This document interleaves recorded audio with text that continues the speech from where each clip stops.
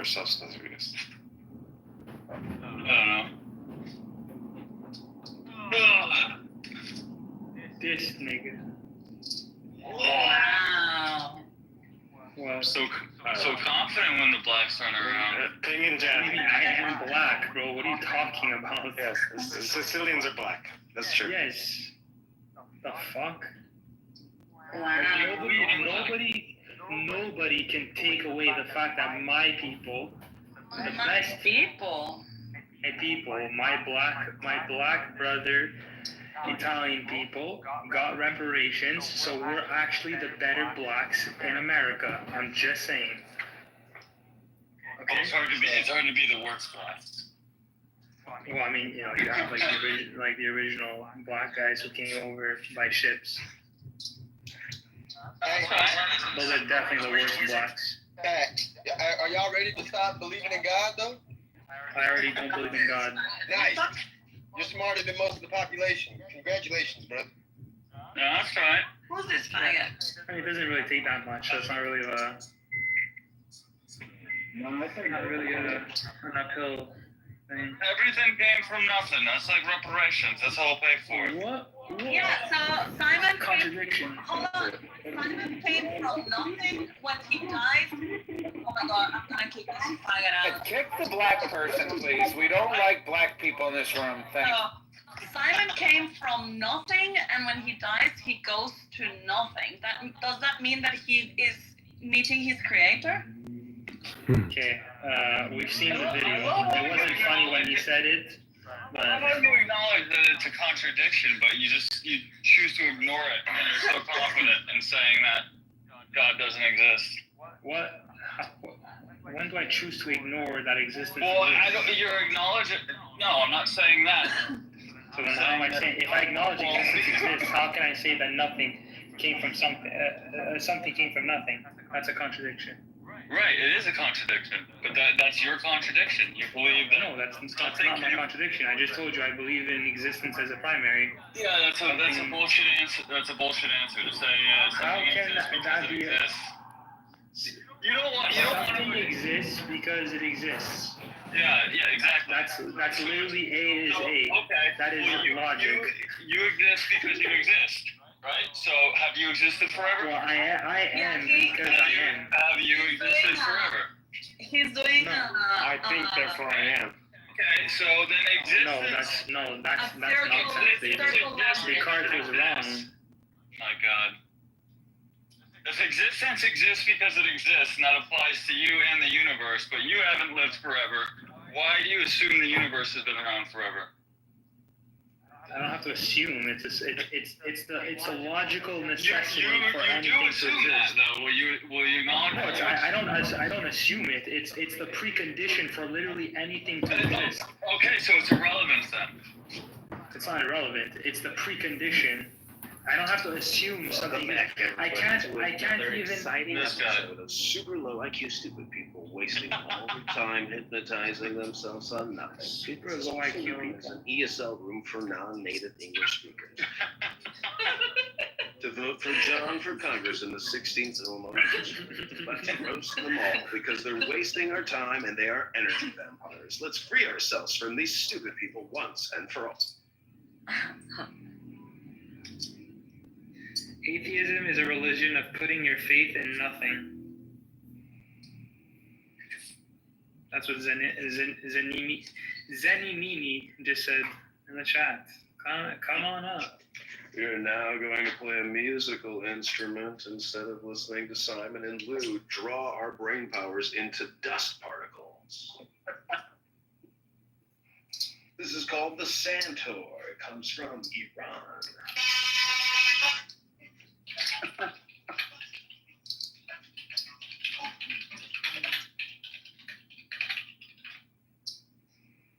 Anything is better than listening to Simon and Lou go on forever.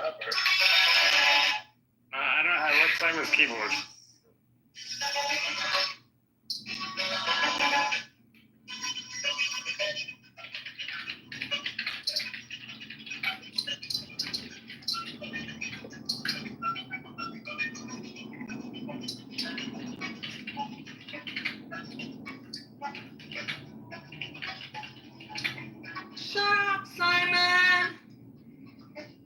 The one who's playing some fucking like keyboard nonsense.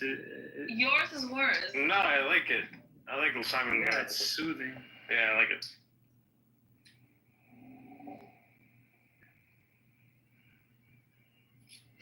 Welcome back to another exciting episode of Super Clubhouse Friends, hosted by Isa Guatemala Watermelon, who had to run away from being murdered as a child. Now she is a high-end executive living in Switzerland and in charge of robust marketing communications in the sports entertainment technology field. I'm not marketing See. communications. What are you She is talking well trained in the latest of AI scams and AI business products to push on people to get command prompts to create content. about? That's right. That's right. And that's wrong with that. We also have our local Ayn Rand atheist and overall super boring guy, Simon. It's actually pronounced Ayn Rand, but okay. That's correct. We also have David, our resident alcoholic and financier, David Bobadi, as well as a transgender studies student and former basket weaver, my friend, Zach Larura. Why are you calling David an alcoholic? I don't get it. What? Yeah, why are you gonna call it David Also, Alcohol? Lou Giordicos, our You're gonna call AI David Alcohol. strategist and super Why are you calling David Alcohol? performer. No, David Alcoholic. Yes, but the one day we've heard him talk. Hey, why are you calling David Alcohol?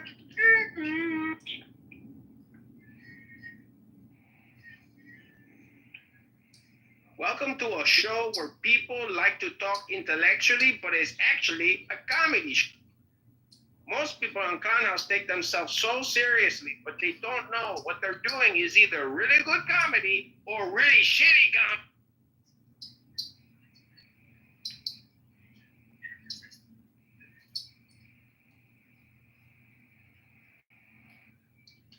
Also, don't forget to fork it over, Vote, y'all.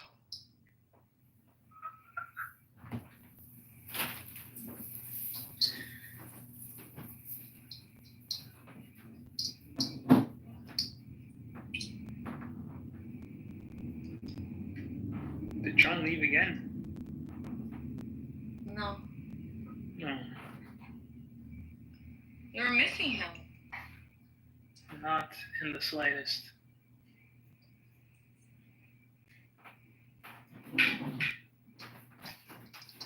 Man, this girl's pissing me off. Jesus Christ. I mean, let's be honest, you've wasted countless years talking to Roberto, aka the laundromat Bitcoin scam operator. Who are you talking And to? you can't take Me? 10 minutes of my campaign rhetoric? Jeez, how do you ever expect to take that beautiful girl to that Italian rep? Because listening to No, you has no, absolutely Simon. no bearing on whether I can take my Use the girlfriend out. word objective, subjective, so When's the last time I said objective? you just said it. Okay, before that? I don't know. When was the last time you said subjective? Why are you saying I said it? Just asking a question. Can't Not super asking you, you clubhouse made a friends statement. just be friendly? I mean, why is some abstract concept called Israel causing you personal emotional problems? Is it a you problem? It's literally not. I'm pro-Israel. Isn't that just subjective? So wait, what are they doing to piss you off? Nothing. I thought you said Israel is pissing you off. I know, because John says a bunch of nonsense. Like, is that, like, out of the So ordinary? Israel gets blamed for John's Yeah, of nonsense? course he does. I Of don't course get they it. do.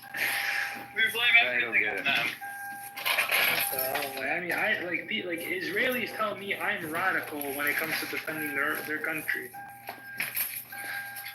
Who says What that? makes you a cunt? Daniel and a few other people have said that I was extreme For what? when it comes to defending the freedoms. What do you mean? Why? Can you elaborate? Well, like when I say stuff like like there is no number like that's like unjustifiable when it comes to defending your state. and like you morally sanction your government to take care of, like protecting your rights. Like as long as the government is not just like blatantly like just murdering children for the sake of murdering children. But that's what they're then, like, doing. you go ahead. No, they're not doing that. No, That's they're the whole seeking point. out children to murder.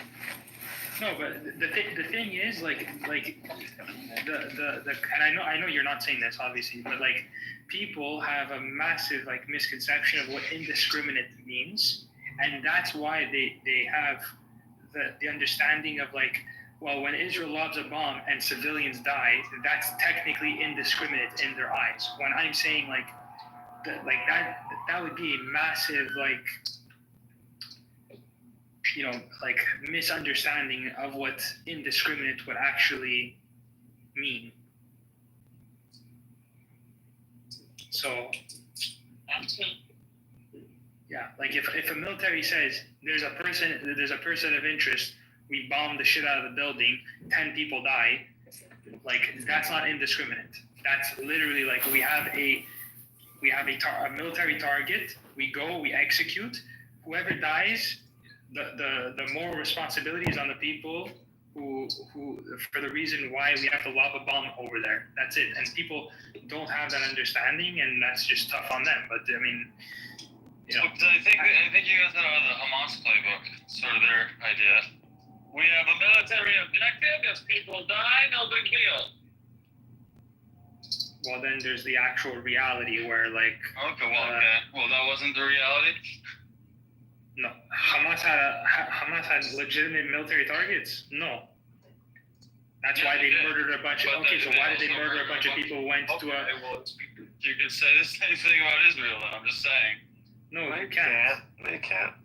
Okay, so who's trying the people who indiscriminately killed the people at the festival? Who's trying I think soldiers? most of them are dead. Hopefully. Well, if they weren't dead, then shouldn't. Wait, hold on. Why are you saying hopefully? Because I think they're terrorist scumbags. Right, then Why do you consider them terrorists? If they had legitimate military targets.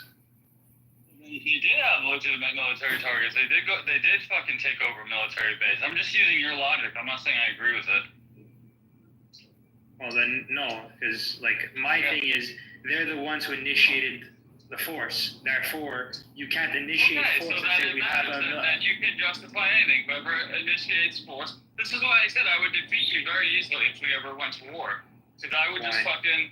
Because I would wear my Simon flag. I would go, kill a bunch of people and be like, oh, he initiated force, then I'd kill your whole family. And I'd be morally justified to do so. That doesn't make any sense. That makes no sense. Like this is where people like they divorce the reality from like the actual words. Like the whole point is that Hamas is the legit like government. These people went and initiated force on a sovereign country. They initiated force. They went in, murdered like 1,200 people, and as a result, a country declared war on them. Okay, so what's the difference between what I'm saying about you? I could do the same thing. I'm just saying. Well, because you and I are not at war. Yes, we are. We are now officially. No, you can't declare war on a citizen within your own country. Well, I'm saying so you're gonna go to war with me in a sovereign country.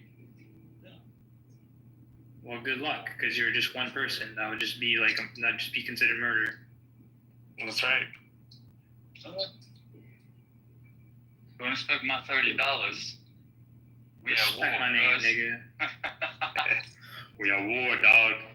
That's right. Actually, aren't you both Sicilian? No, he's not Sicilian. I think I found out I am. Oh well. There you go. What up, player? You guys are brothers. We're paisanos. Paisano. We at war. We are war, dog. You on the wrong side of the hood, nigga. See, now you don't you feel bad for being mean to Simon. I never mean to my motherfucking dog. Shit. Shoo, you just acting stupid. Welcome back to Simon's World. Simon's God. World, the fantastic imagination. Can you just like at least like not sing? Like I don't even care if you say the other shit. Just But don't it's sing, really bro. just a projection. A projection of what? Only in Simon's World. Simon's awesome, super cool world. Object, subject, subject, object, object, subject, subject, object. In Simon's World. It's funny because he says like it's like a really low IQ stuff, but like the reality is like The facts there's so much like disagreement on like just that one like on those two concepts alone. So it's like yeah, it's not low IQ. There's a massive disagreements on that leads to a bunch of other problems, logically speaking. There's more anonymous people in the audience than there was real people in the audience. That's right. Welcome back to Simon's objective, subjective world where he will talk for hours while his girlfriend to that Italian restaurant. But go to johnforcongress.com. I don't think I've ever taken. Kitover. Fork it over. Fork it over. Illinois 16. Go to johnforcongress.com. I don't think I've taken my girlfriend to an Italian restaurant in France, to be honest.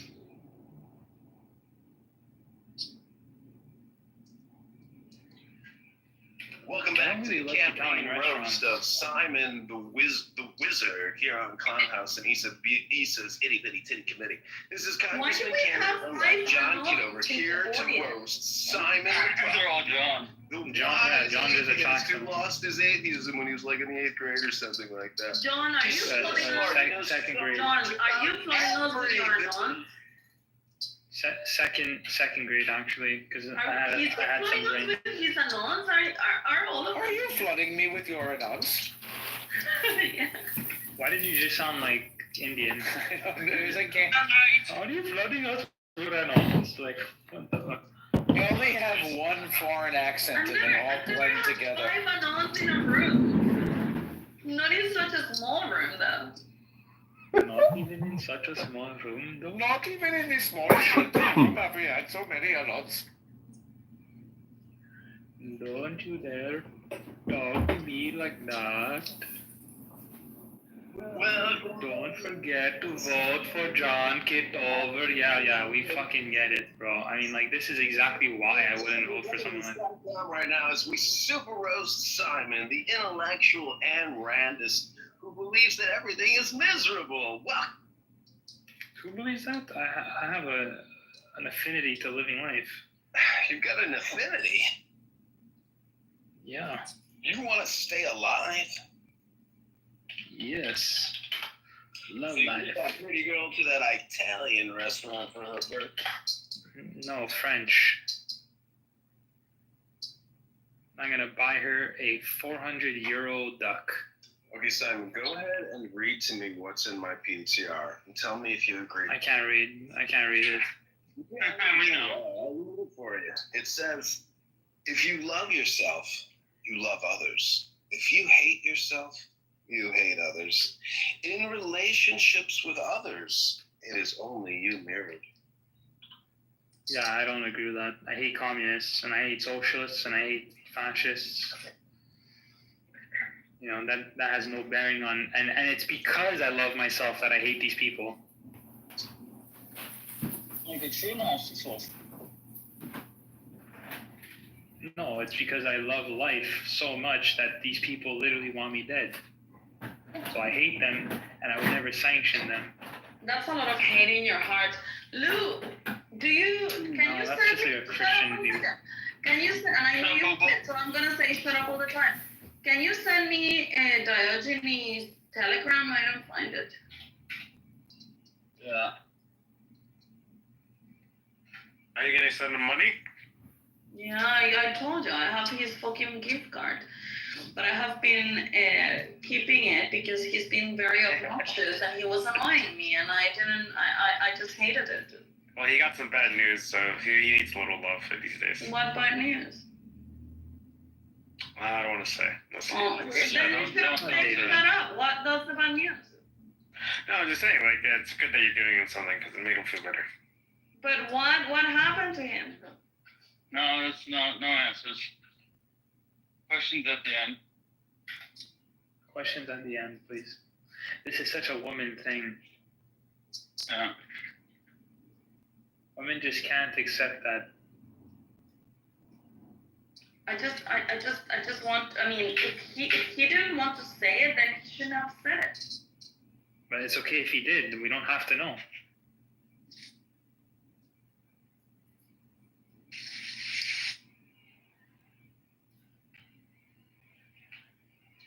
Simon, Just give me the thing, because right now I am on it, and if not, I'm just gonna leave it until. David, feel free to just back channel me what happened. yeah, I'll text it. No,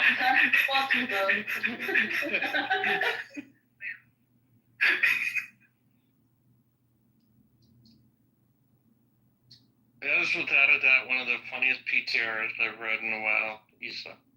Oh, mine? You like it? You wanna be sub? Why is that funny? That's just like the truth. Because I'm gonna make you a sub. You don't get it? You don't get it? I get it. I don't get it. Submissive, Simon. He doesn't get it. He doesn't. Yeah, I'm gonna make you a submissive. He wants to get it, he just can't ask for it. He's that submissive. I know, that's usually the men need a date. Whoa. She makes them a sub. They got subbed. That's right.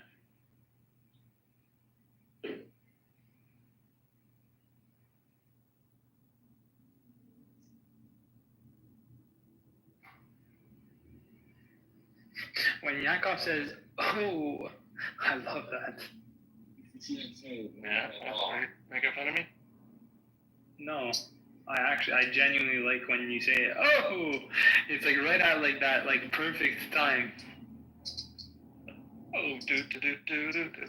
I always think of Andrew Dice Clay, when he was around. Oh, Remember when he was, what do you call it, sampled for that EMF song? Unbelievable. Oh. That was a great song. No, I don't remember that. Oh, come on, really? It's unbelievable. It's like a British punk rock band. They sampled him saying, unbelievable. How's it going? Oh, it's unbelievable. Oh, yeah, I know it. Yeah, I know it. Yeah, that's a great song. Oh yeah, and like the way they even said it is like super. It's unbelievable. Yeah, right. Like, with that sort of like Cockney accent, and Yeah. the New York accent. It's great. Oh. There's a guy who went on Kill Tony. What's Kill Tony? It's like Joe Rogan's like comedy show. Or like part. Yeah, I think he's like part owner. With like Tony Hinchcliffe or whatever his name is, and like they just have like a bunch of comedians go on all the time, and there's like one new guy from like Jersey just comes on and does like his whole bit, and he's like, and like Tony's like, yeah, basically like you're the embodiment of like Andrew Dice Clay. I saw him recently, or at least a video of him. Like the fatter, older version of himself, still wearing the same leather, I think some people don't age gracefully. They should just like switch gears, What works at 25 doesn't work at 50.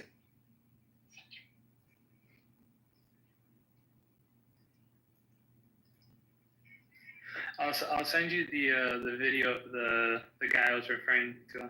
His name's Timmy No Breaks. Yeah, sure. I said, bitch, I got fucking bills to pay.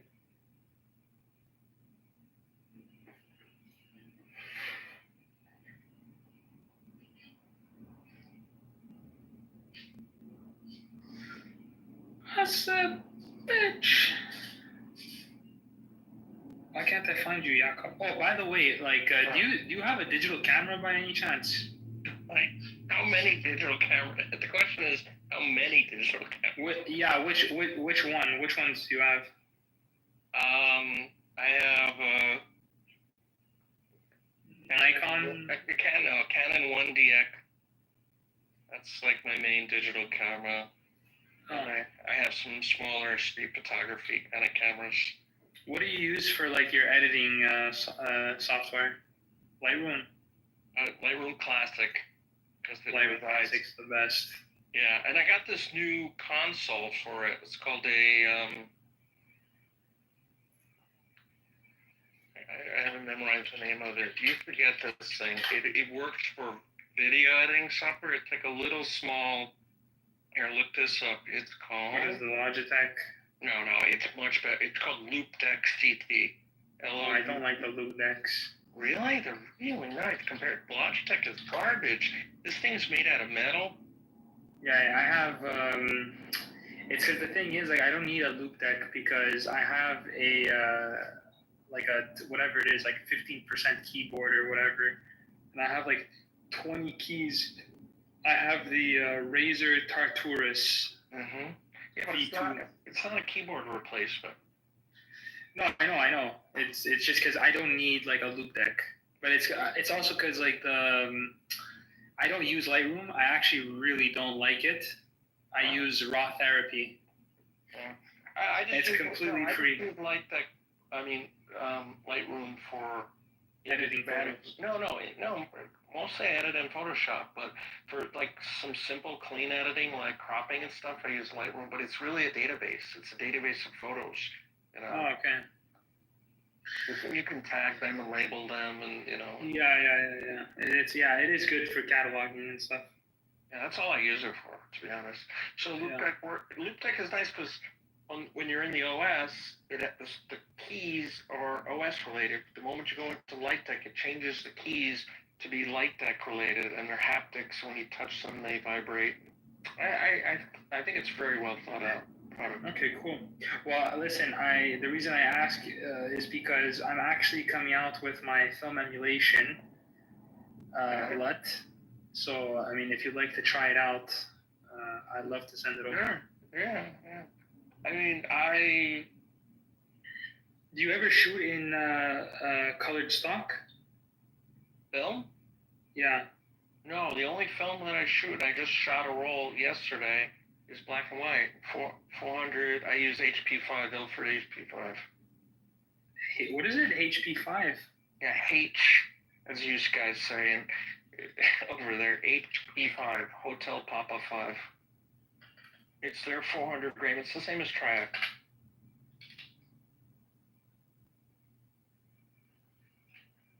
And then I scan it if I want to get it digital, I scan it.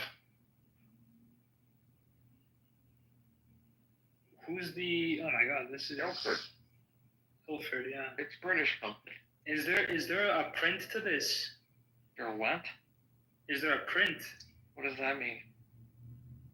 Like, well, because like you're shooting a negative, right? Right. So like to develop a print. Then you put it in a enlarger and you print it on paper. No, but like no, not like Is there a paper. positive version of it? Yeah, is there a positive version?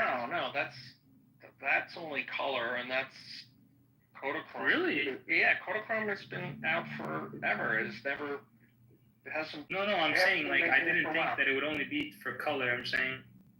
No, there's no positive version of black and white film that I know. Because I'm looking specifically for like film stocks that have a positive print. I think there's color that do it, but I don't know of a black and white film that has a black and white positive film.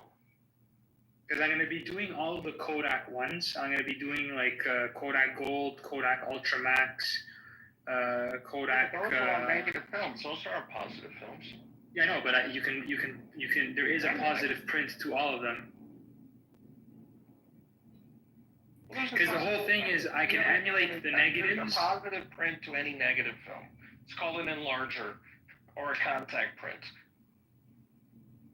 What do you mean a contact print? 1-to-1. You can either take the negative and print it 1-to-1, no one Yeah. longer, or you can raise the negative up and put a light source behind it, and then it will become larger, so you can print. Yeah, but that's not what I'm talking about. Yeah, that's not what I'm talking about. Because the print is usually like the positive to the negative, which gives it like the actual characteristics. Like the print, the negative only measures density. You would need the actual positive to that negative to actually make like any sort of like a contrast adjustment or like a saturation adjustment or whatever. So without the actual positive, you don't have any of the actual characteristics come out. You just have like the density of all the colors within the negative. I thought you could play with see, look, I don't do this for a living. I thought I only do in film. I thought you could do that all electronically in the computer. No, you can. Absolutely, you can. My thing is that, like, because, for example, like, I'm trying to emulate the entire process. So, like, for example, like, if I were to, like, right now, what I'm developing right now. I mean, I don't really care, to be honest. Like, we had John Kitover fucking talking about how he wanted to get voted in, fucking whatever bullshit that he's talking about. That's in the background investigation. Yeah, and plus, look, Mike's a photographer. He would get my. Okay, I'd love to send. I'm sensitive to geeking out on people. So. Oh no, I'll geek out anywhere. I don't care. Okay. Mike, I'll be able to send you a film emulation you can test out. I'll try and do Fuji just for you. If you have a specific film stock in mind, I'll send it to you. So then why don't you just scan a print from? Wait, what are you asking?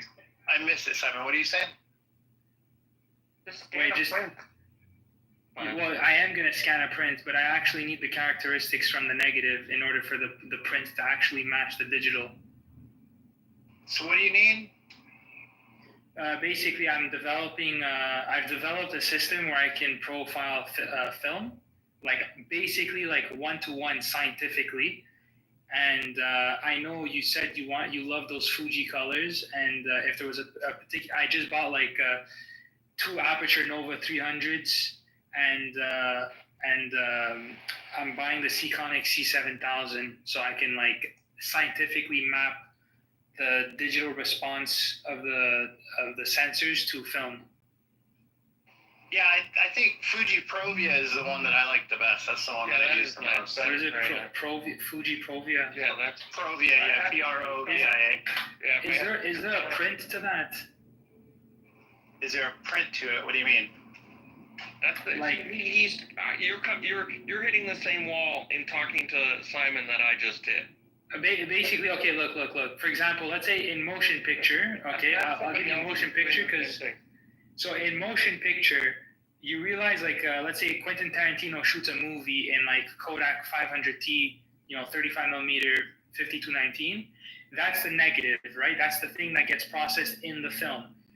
Then, if you were to finish that negative and go to a positive print, you would need the actual stock, which is a 2383 stock.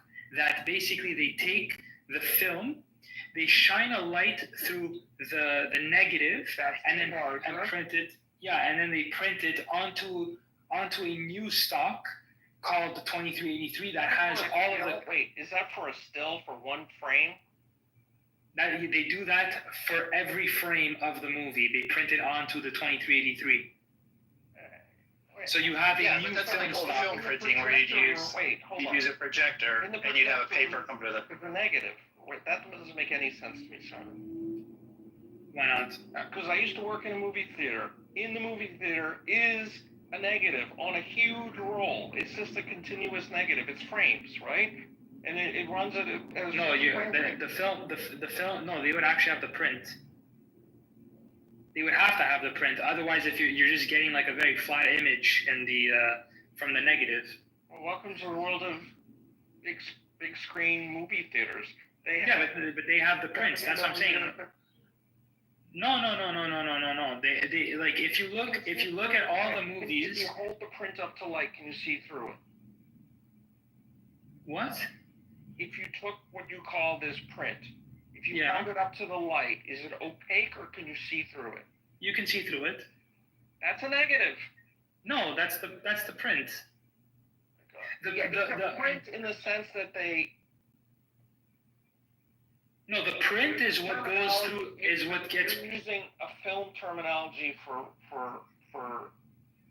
photographic purposes. We have to print a negative is something different in the film industry than it is in the photographic world. No, in the photographic world, they have actually, I'll give you the actual, because I forgot the name, because I just learned it That's the problem we're running into. I know exactly what you're talking about now. Yeah, like I know you know what I'm talking about. It's just like a regular. It looks like a regular sheet. Yeah, it looks like a regular sheet that you just develop, but it has all of like the characteristics, it's not like a normal like piece of paper. It's like it's the paper that has like the contrast and all that stuff that you develop. It still ends up on this huge reel that's like 70 miles long, by 70 meter or 75. Is it 35 millimeter or 70 millimeters wide? So, like, why are you talking about paper? I'm talking about for still photography now. It'd be Kodak Endura, that's it. The Velvia is much brighter. Go with the Velvia. Velvia, or Velvia, however you pronounce it. Some people do it one way, some people say it the other way. Kodak Endura. Yeah, that's it. RA4 color paper. That's it. Yeah. So if you look this up, Kodak Endura RA4. Right. RA4 is just the paper that you print the negatives off. That's exactly what I'm talking about. That's the print. But the richness of it doesn't come from. No, it does. No. Not that I'm aware of. I've never understood. The paper usually has a speed associated with it, and has a grain structure. So there's that. If you're talking about the grain structure. Well, it also has like the contrast and saturation, though. No. Yeah, there are elements of that. Different papers produce different results. Yeah, exactly. That's what I'm talking. I'm basically like You want the characteristics of the paper in terms of speed, in terms of contrast, in terms of saturation, right? Yeah. Well, not speed, because I mean you can't emulate the speed once it's digitally taken. But the contrast and saturation are the characteristics. In a darkroom, paper has speed. It's a question of how much light gets. Oh, exactly. But that's more of like the development process, because this is a digital emulation. That goes right out the window. Yeah, it's instantaneous. But my process, I have to make sure, basically my ISO sensitivity on my digital camera was 640, and because the stock that I was using was a Kodak 500T, I had to match the sensitivities. So I had to basically shoot 640, because the native ISO of my Sony camera is 640, and I had to use 1/15 of a shutter on my film camera. What do you mean by the native? Well, because whatever you want it to be. No. Because it's a distribution of light, and the native ISO with basically the middle point between how much how sensitive your sensor is between in the shadows versus in the highlights. 640 is where you get an even distribution of both. But if you're shooting at, let's say, 1,000 ISO over 640, well, then you're losing information in the shadows to preserve information in the highlights. Or if you want more shadow, dynamic range, then you lose. It's dynamic range, Simon. To maximize dynamic range, you have to shoot within the native ISO of the. Yeah, exactly. Like that. That makes more sense. Sorry, I'm just very technical in these explanations, but basically that's what it is. So I shoot in 640, and then I have to shoot at f8 because I have to go. I'm doing exposure brackets going up 5 stops and then down 5 stops from f8. So then I have to shoot at 1/15th on the film camera, and then I have to shoot at 1/20th on my digital camera so that I have the exact same amount of light coming in. Hold on, let's. Because it's a third of a stop. Sandra?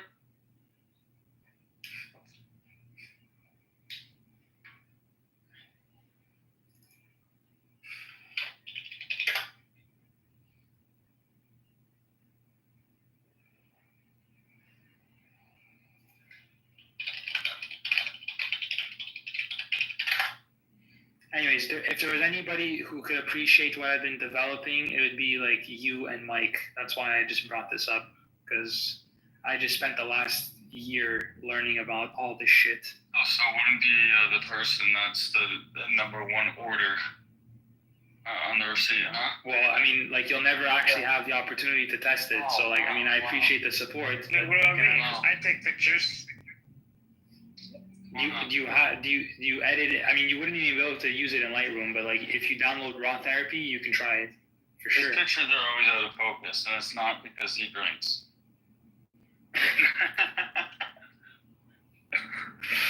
I mean, Raw Therapy is actually a free download. So, and I actually am planning on doing one with the iPhone. So, if do you have Log? Can you shoot in Log in? On your iPhone? I don't know what iPhone you have. Just raw. Oh, I mean, if you shoot RAW, yeah, you can definitely use the LUT for sure. Yeah. Yeah. Lou, you look at raw, right? Yeah. I guess that's why we're friends. Nothing wrong with liking it raw. That's right. Duplicate time. So wait. So is Mike still there? Is there a positive print to the Fuji? What is this? Fuji Provia.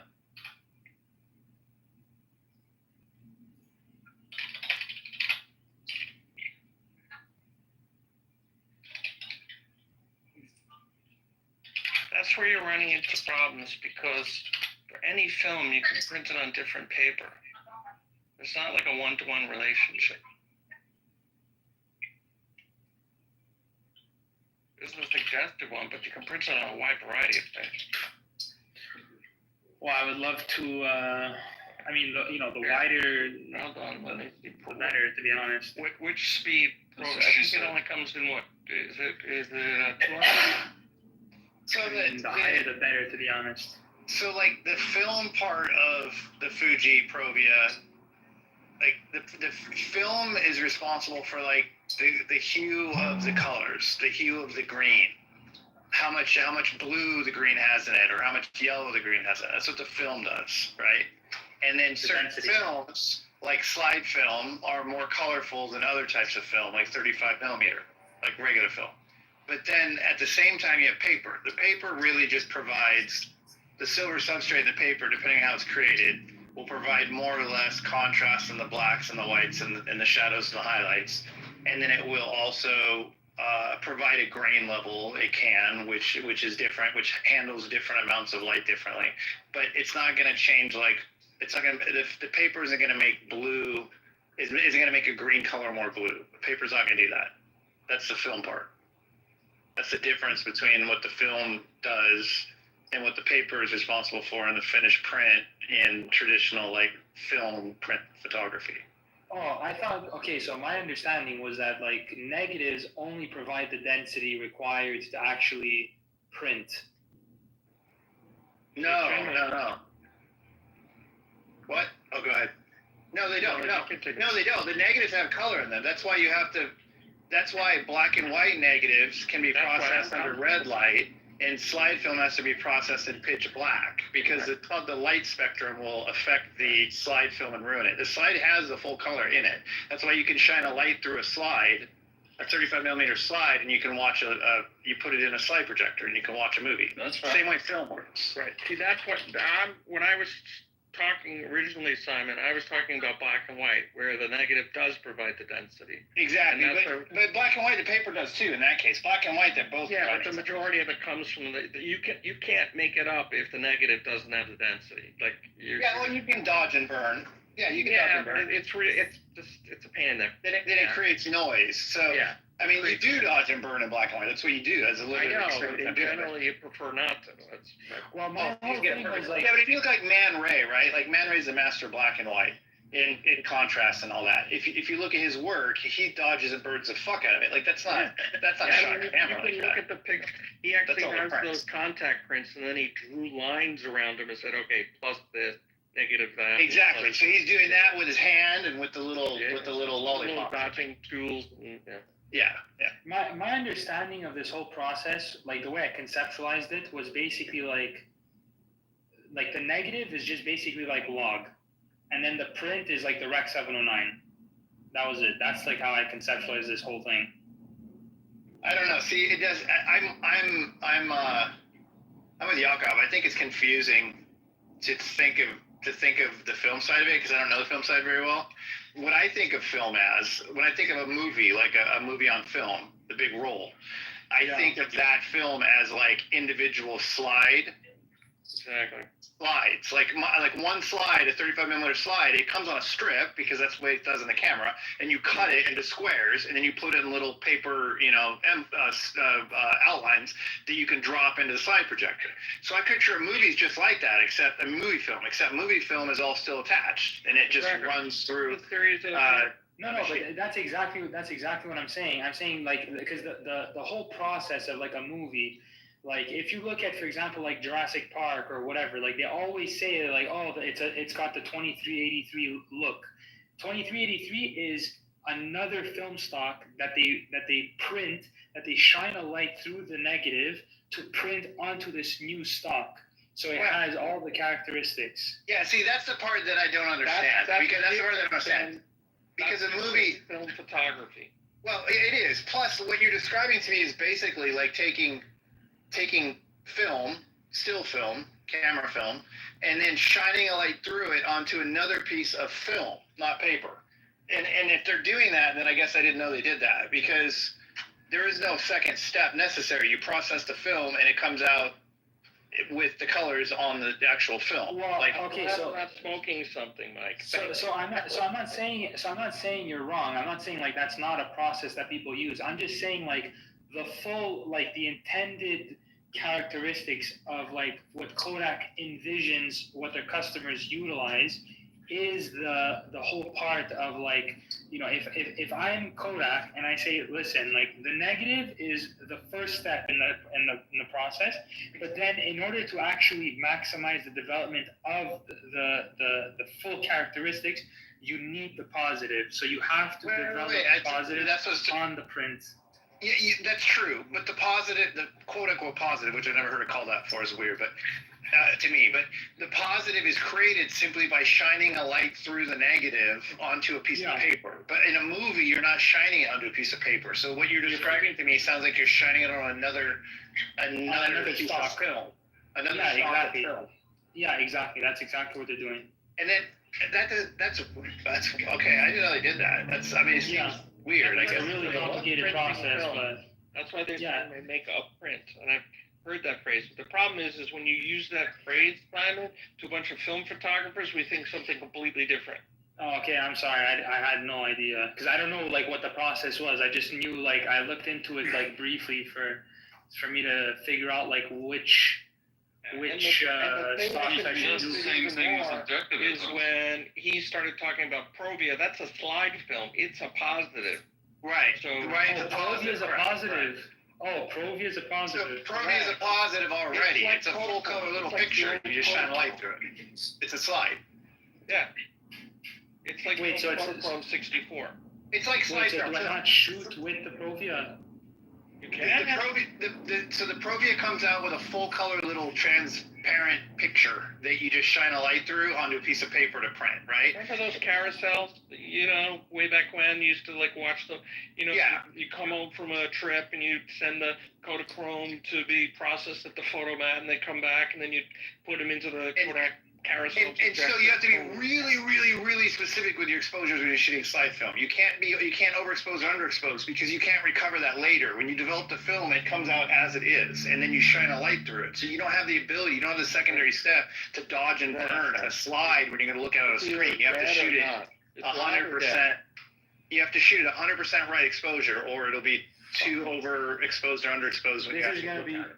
I'm looking at it. It's pretty expensive, but it's also like it's gonna be very difficult to actually expose this because I have to match. What is this? 2, 4, I would look at like I 2.5 stops difference or 3 stop difference. I would look at I think it's called Mastic. There's a company that does what you're talking about. But they do it. They make profiles that affect raw files. Let me see if it's called. Hang on one second. What's it called? There's a company that does what you're talking about for like Lightroom and stuff like that. I think you're reinventing a wheel that's already been optimized. Or No, Well, on the digital believe photography me, side, like nobody's doing it to wait, this level. Mike, are you agreeing with me or with him? He's agreeing with you. I'm kind of in the middle of both of you, actually. I'm not sure that. See, my problem is I'm not familiar enough with the film, with the movie part of it, to like comment on what Simon's saying. I'm just not sure Simon knows exactly Did I what just he's hear that talking you're about. in a Simon and Jacob sandwich? Wait, what? I kind of am stuck in there. Wait, what did you say? Wait, what did you say? The only thing she could offer is a comment. Two of you, he's in a sandwich. Oh. Wait, Hang which I want you to see something. Hang on. I want you to see something. I'm trying to find it. Hold on a second.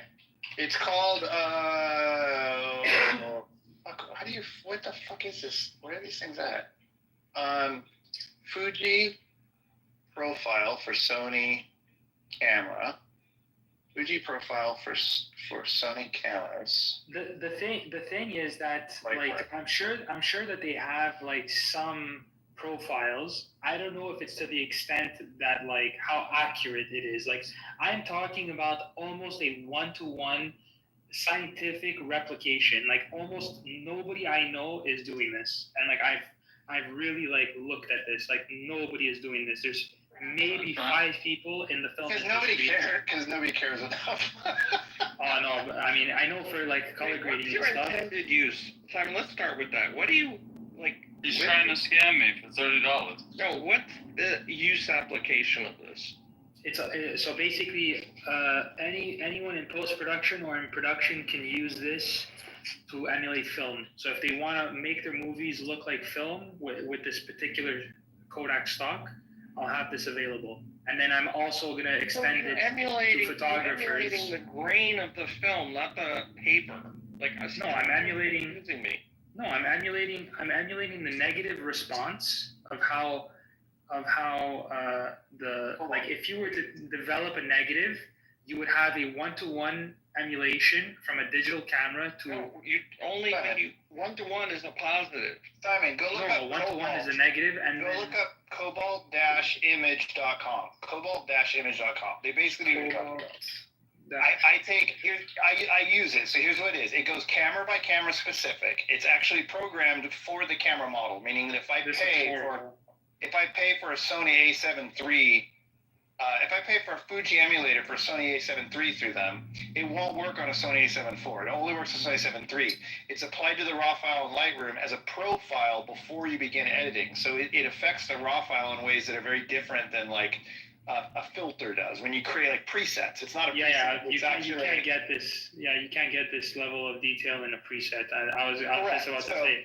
Yeah, it's like a bullshit. Right. It's like a technical adjustment to the actual native Sony file, and it's created camera by camera by Cobalt, and they translate like Fuji Provia into like an A7 III raw file for a Sony can appear to be a Fuji profile. It'll automatically adjust the green, so automatically do this, automatically do that, and then you bring it in Lightroom, and then you can apply presets, save presets, and stuff like that.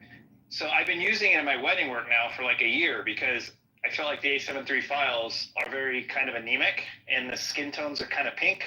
And I liked it for a long time, but then I wanted more depth in the colors, and so I went and bought this profile through Cobalt, and it costs like It's like $150 total, or a little bit more maybe. Holy shit! I was gonna sell mine for like $50. Yeah, this is $150 for just the A7 III, and I own the A7 IV as well. And I forgot. Oh shit! I can't use it. Every time I open the file, it's not available to me. And then Because it's Wait, camera what's the name of specific this, to the Mike? raw Mike, file. what's the Oh, name? yeah. Yes. What's the name of this? It's called cobalt-image.com. And if you look at here, I'll put a link to one of my recent weddings. I just edited a wedding. Oh, I don't have the pictures yet. The Fuck, pictures, it's the pictures look totally.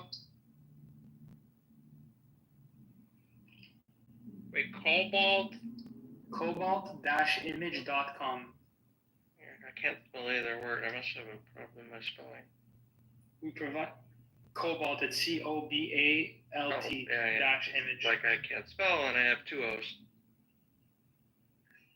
Elevate your professional videos with Cobalt images. Advanced color grading technology. Our LUTs are designed for seamless compatibility. Oh, I'm curious to see this. They're basically doing the same thing. You're reinventing a wheel that's been invented. But this is only for still, Yakov, and this is for Lightroom, right? Correct. And He's for- trying to and do it Photoshop. for film. But haven't Right. you done this for film? Yeah, I mean, there's people. Somebody done this for film? Yeah, there are people who have done it. I mean, like it's a very, it's the most generic thing. Like everybody sells a Kodak 500T 2383 LUT. The problem is it good? And I'm talking about people have used like very like non-scientific ways to actually develop this. I'm talking about one of the highest produced quality LUTs that you can use for like any situation, basically, and nobody has been able to do that. Film. Basically, no. There's only a handful of people who have been able to do the level that I'm talking about. There's a bunch of people who are like producing what I'm talking about, but at the level of like scientific endeavor that I'm talking about, maybe 5 people have done this, and I'm really excluding like some of the elite like companies, because they have like hundreds of thousands of dollars worth of equipment that I just don't have access to. But like in terms of like I have like $15,000 worth of shit, and I'm able to do this at home. You got a lot of shit. Yeah. How many can? That's why your girlfriend called me complaining. He's a professional. Yeah, it's like, that's right. It's professional shit. Yeah, and that is actually a very interesting thing. I might have to do the custom profile, Mike, for Lightroom customers, because I was just saying like I could just send people to like raw therapy, and then they can just apply all of their the LUTs over there, because Adobe is just like I find their products like really not good, like at all. It's really like not custom friendly. Oh no, their products So, are like, they're horrible. But they really Yeah, they've they're gotten just- really bad over the years. They used to be great, now they're pretty poor. And they they leak memory like crazy. Like they're really, really badly designed now. They're overcoded essentially.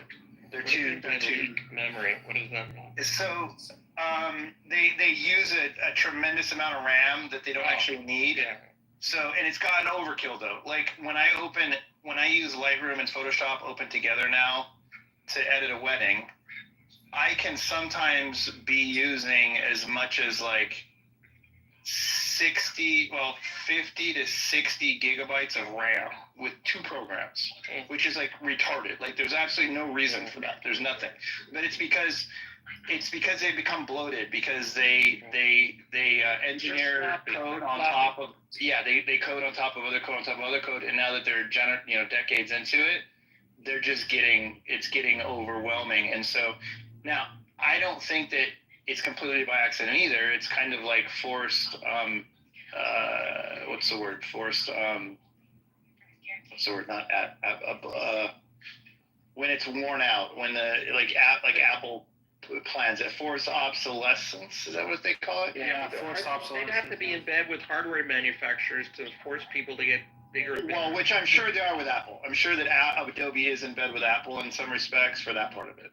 I would think, or at least Adobe. Yeah, I would think so. I would think that Adobe's doing that. I don't know. I don't know, maybe not. Adobe's Maybe some. I- Maybe Adobe. Honestly, like I know, I don't know like the photography side, but I know there's starting to be like a lot of alternatives to the Adobe stuff, and like I really started to like raw therapy right now. It's like it's fully like you can use cube files, you can use presets, you can use whatever the fuck you want, and it has all the customizability. Like therapy, I can understand all the stuff you've been through. Yeah, no, Therapy's good. Therapy's good. It's very Great profitable for your therapist. That's right.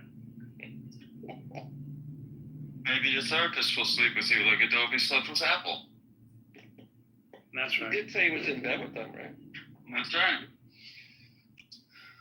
Yeah, I mean, like, I'm looking at like these Fuji stocks, but that's actually a really good point though. Like, I might have to go the profile route.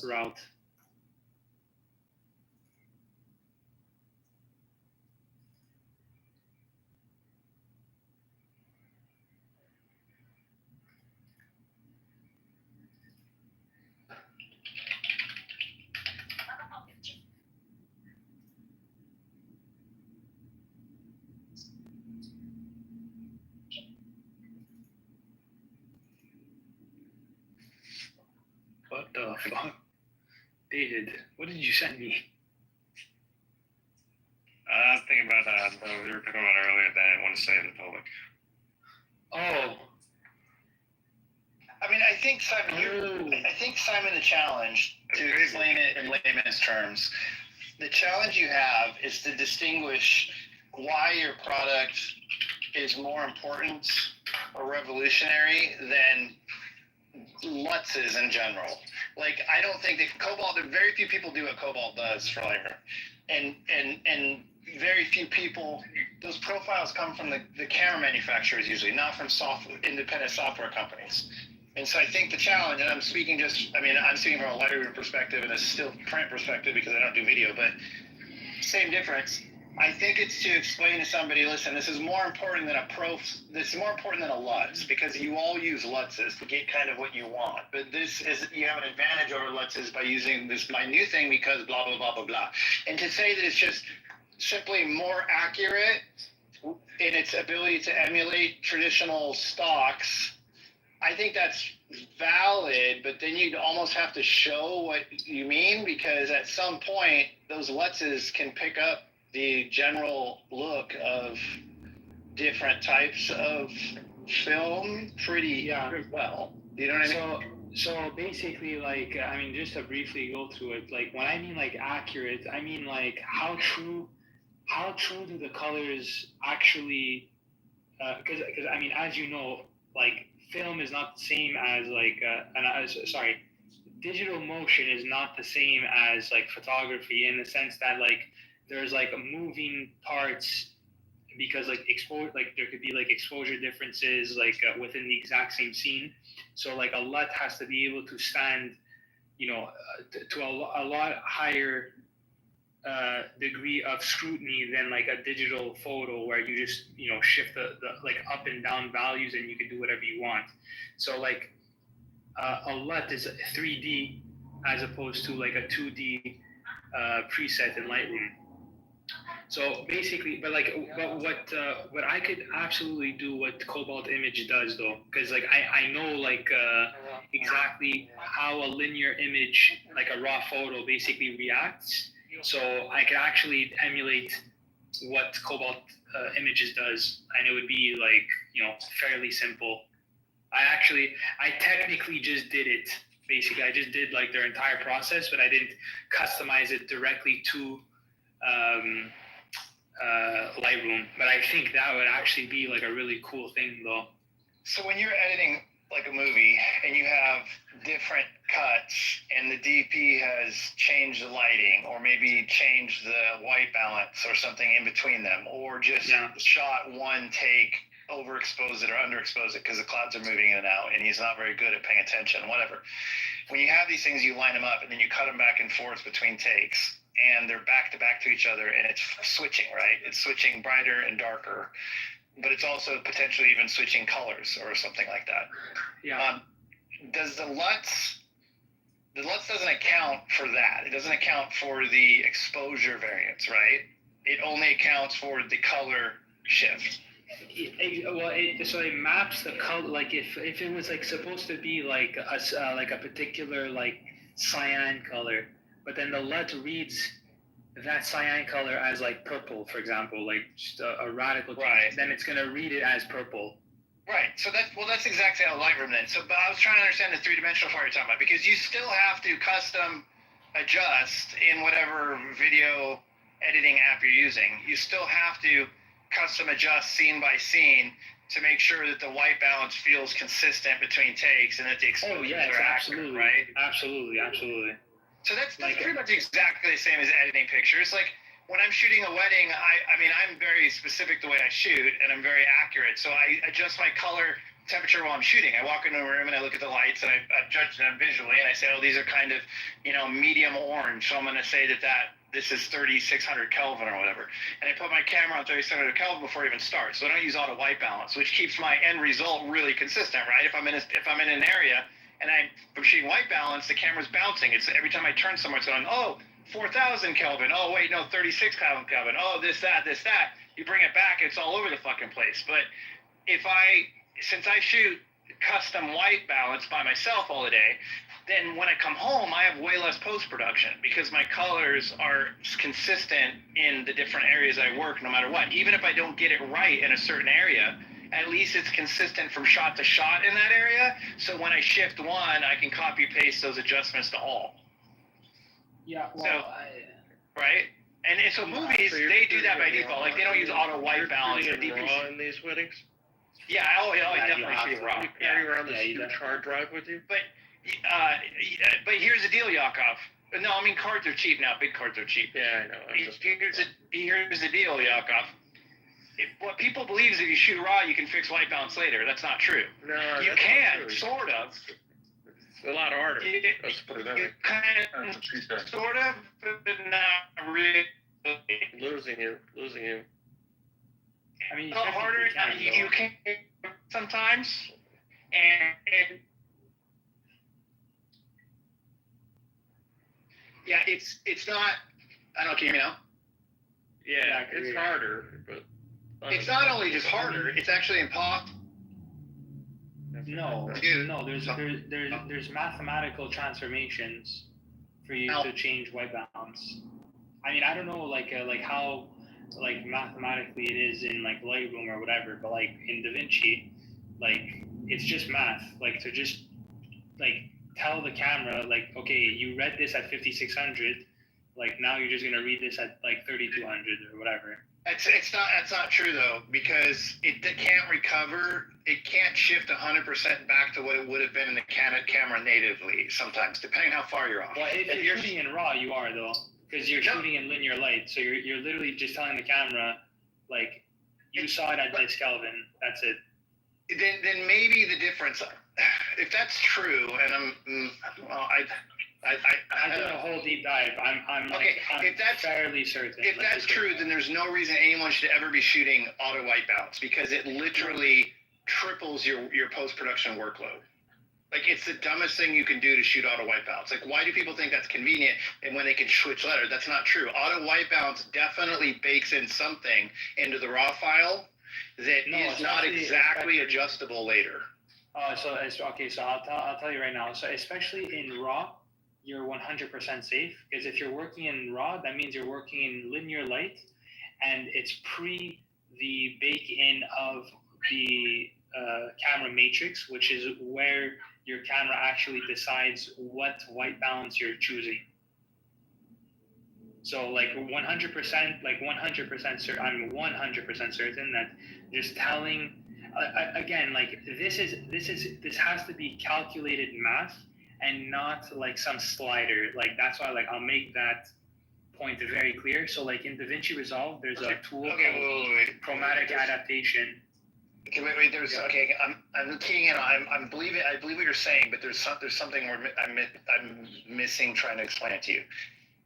There's color of light and there's quality of light, right? Yeah. So the color of light is the Kelvin. The quality of the light is how much of the light spectrum the light source emits, right? Yeah.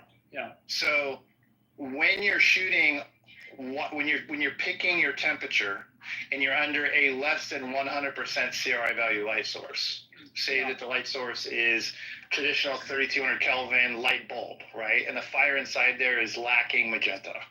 So when you're in there and you're setting your white balance to 3200, thinking that you can adjust it later and make it look better, it's completely missing magenta in the first place. So when you come back later and you go to try to pull in the magenta because it's missing, because the picture's too orange, there's no magenta in the raw file to recover. It doesn't exist. It was never captured. No, that's what I'm saying. Yeah, that's what I'm saying. So those are just values that you're. So hold on. Let me just make the distinction. So I'm saying, let's say for example, you have no control over the scene, like you're just using the sun as a key. You fuck up your white balance. Like in camera, like I'm saying 100% certain you can change it. Right, but the sun's 100% CRI value.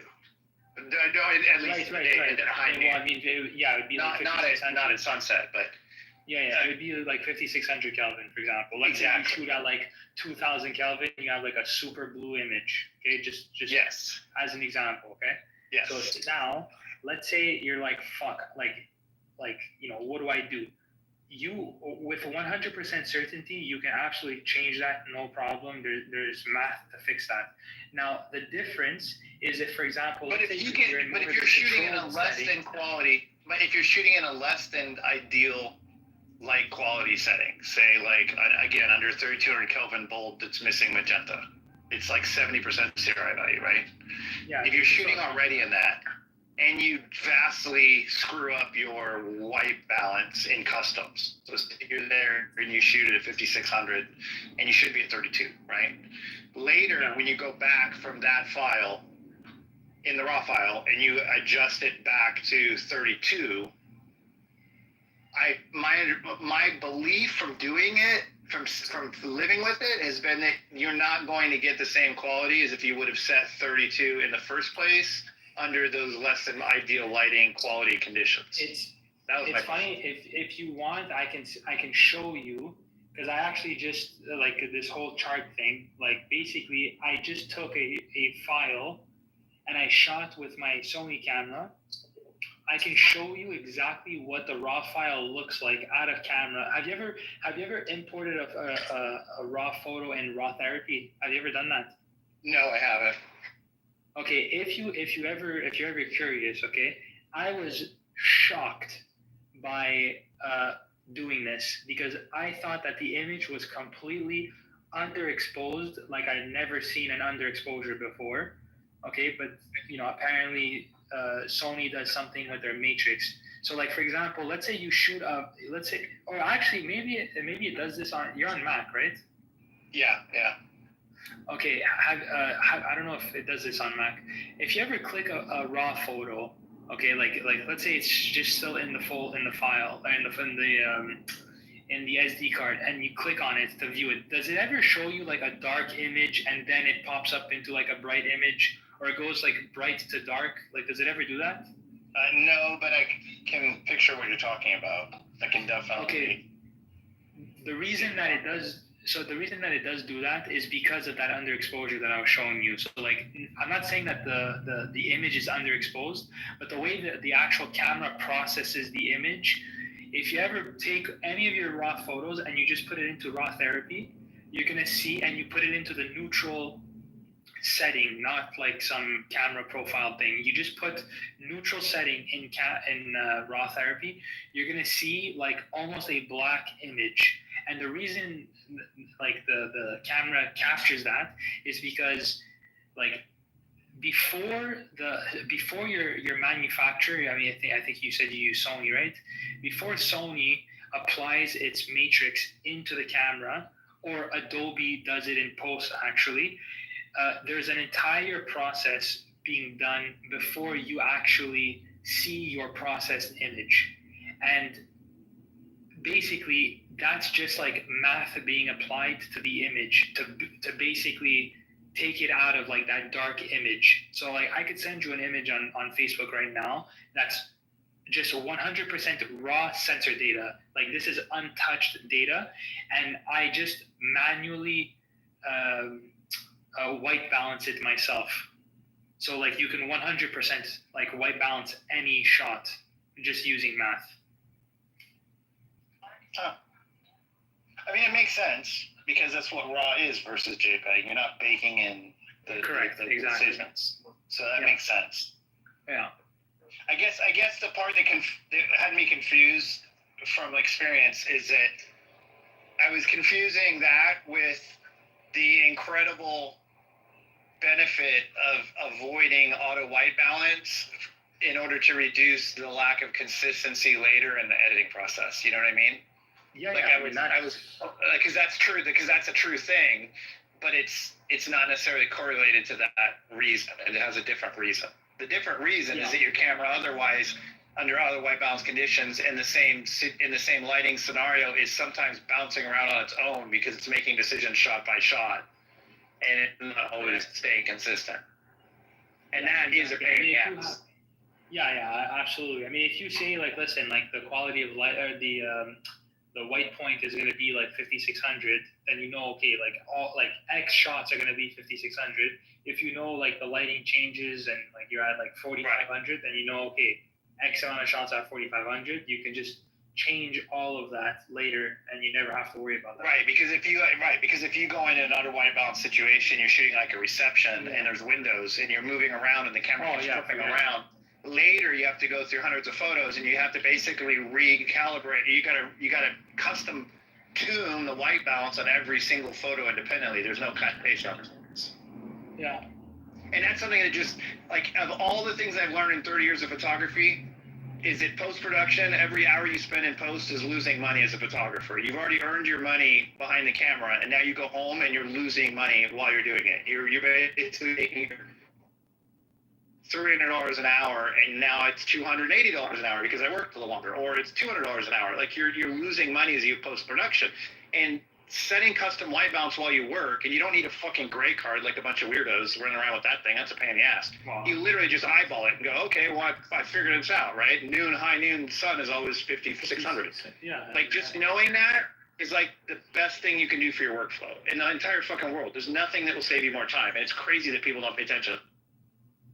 Yeah. I mean, look. If you want, if you're interested, I just sent you basically like 2 photos on Messenger.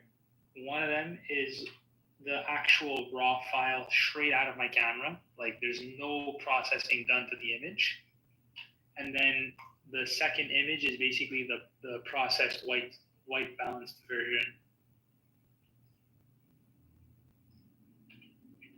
Oh yeah, that's weird. It's kind of like it's super dark. It's like the camera has like that black file is full of numbers on the pixel pixel level, but the camera hasn't interpreted the numbers for the human eye to see them yet. Correct. And if you look at raw therapy, this is like where kind of like the concept clicked in my head. Basically, like before the matrix, it looks like this, and then in the not the matrix, the post processing, Adobe applies its own curve to bring this image back out, and raw therapy actually provides you with a custom curves depending on like what type of look you're trying to go for. So like they have like a film curve, they have a digital curve, they have a Sony curve, whatever the hell curve you want to bring this image back out. So then it applies its own profile. So it's really interesting that's that what you Cobalt's mentioned doing, right? With the food. Yeah, exactly. And that's what Cobalt's doing. That's why like when you brought this Cobalt thing up, that really like, you know, put a little light bulb in my head that I can be hyper specific to any camera, and I can charge whatever the hell I want because it is specific to a camera. And I can do all of these because I have these charts. Because basically, like, if you see the chart on the left, I can actually invert the camera matrix. So like there is no processing in any stage. And then I can have like the most custom contrast curve because I have the chart in the middle for all the little grayscales. And then I can basically copy any camera that I want. So if you want to make it look like, if you want your Sony to look like a Canon, I can do that. If I want to make it look like a Fuji stock, if I want to make it look like a Kodak stock, I can do all of that. Yeah, exactly. Yeah. Yeah. So I just took And Cobalt's sorry, what were we saying? Cobalt's version? Cobalt's version of Fuji for the Sony A7 III is very well done. Like at some point you need a human. Like I have an exceptional eye for color. I don't know. I just do nowadays. I've done it so many fucking thousands of hours. Just what it is. And so if I was to look at a picture and someone would say, "I want my picture like this. How do I do it?" I could say, "Oh, you need to increase the blues and the greens. You need to remove some saturation from the orange. You need to do this. You need to do that." And boom, it would just appear that. You up your curve in this spot and nowhere here, or whatever. Like I could just visually look at two pictures and tell the difference between them in that respect. At some point, the people at Cobalt have to be able to do that too. At some point, they have the engineers that are responsible for the color number adjustments might not be the same people that are responsible for deciding that blue number has to be increased at a certain ratio for this color hue. Yeah. They're two different things. Does that make sense? Yeah. And basically, yeah, you actually just put a fucking crazy idea in my head. Oh my god. I think I will do this. Well, this is like the nerdiest thing for me. Like this is when you and I talk about color like this. This is what I get excited about. Like I don't know. It's so funny how we can be so geeky about it. Other people are like, what the fuck? But like $188 for this LUT. That's really fun. Insane. That's pretty cheap for slugs. How much are you paying for slugs? I don't even think it's that great, to be honest.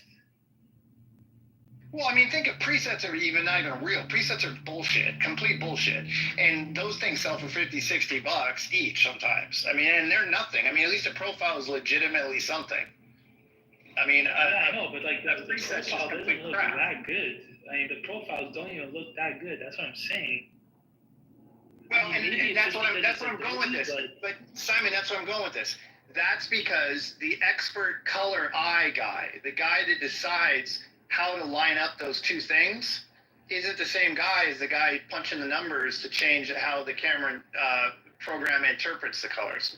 And so if they have a bad matchup, but then they program it the way they intend to, it doesn't necessarily mean it's going to accurately represent what was there. It's still up to interpretation. Oh my God. It's because I'm looking at Cobalt images like Porsche LUTs. Like these just don't look good to me. Like none of their products actually look very good to me. I don't know if it's just the. Well, even the Fuji Provia, I changed the hues on the greens. I had more blue to the greens by default. As soon as I apply it, I go right in immediately and change the greens to my preset that I want, because it's not an exact match. But what it does is it alters mostly what it does for the Sony files is it increases the saturation at a rate that's very reminiscent of Fuji, and it shifts the pinks to orange a little bit by default, but at a granular level that can then be further tweaked with presets.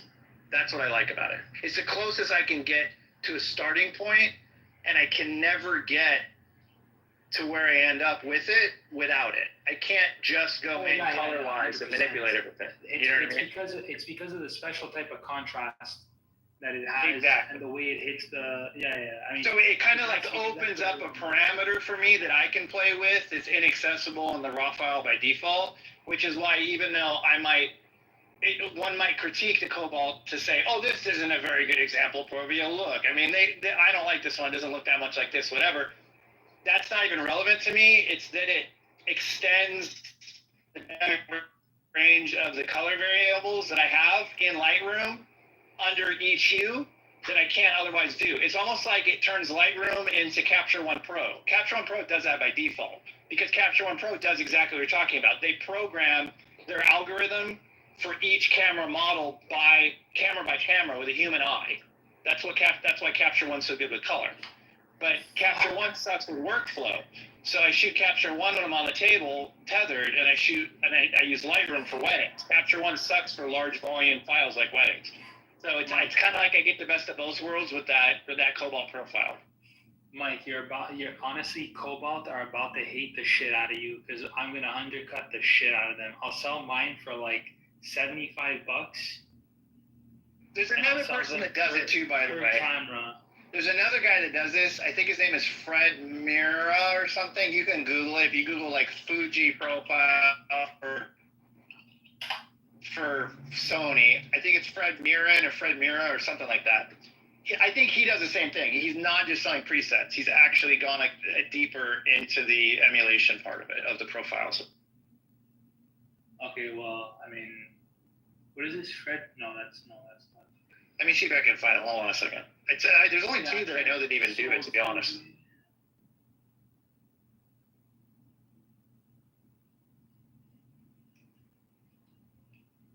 Yeah, these guys are gonna fucking hate me because I'm about to start looking into like the pro, because I cannot believe people would actually buy this $188 for a fucking for only one camera. That's right. insane. Well, right.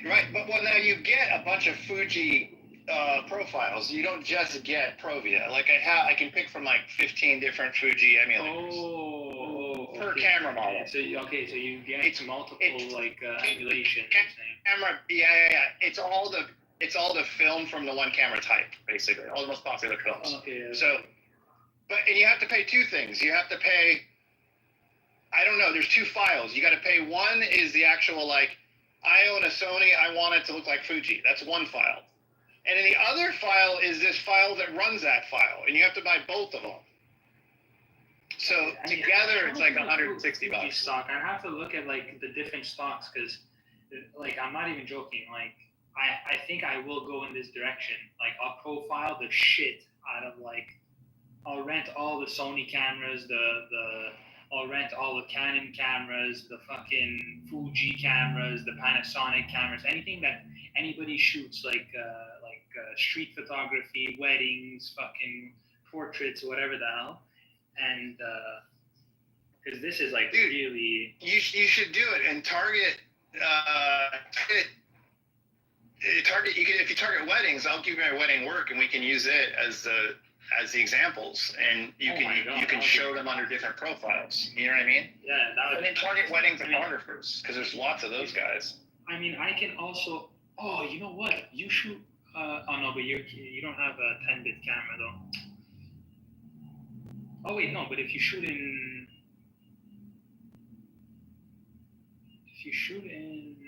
RAW.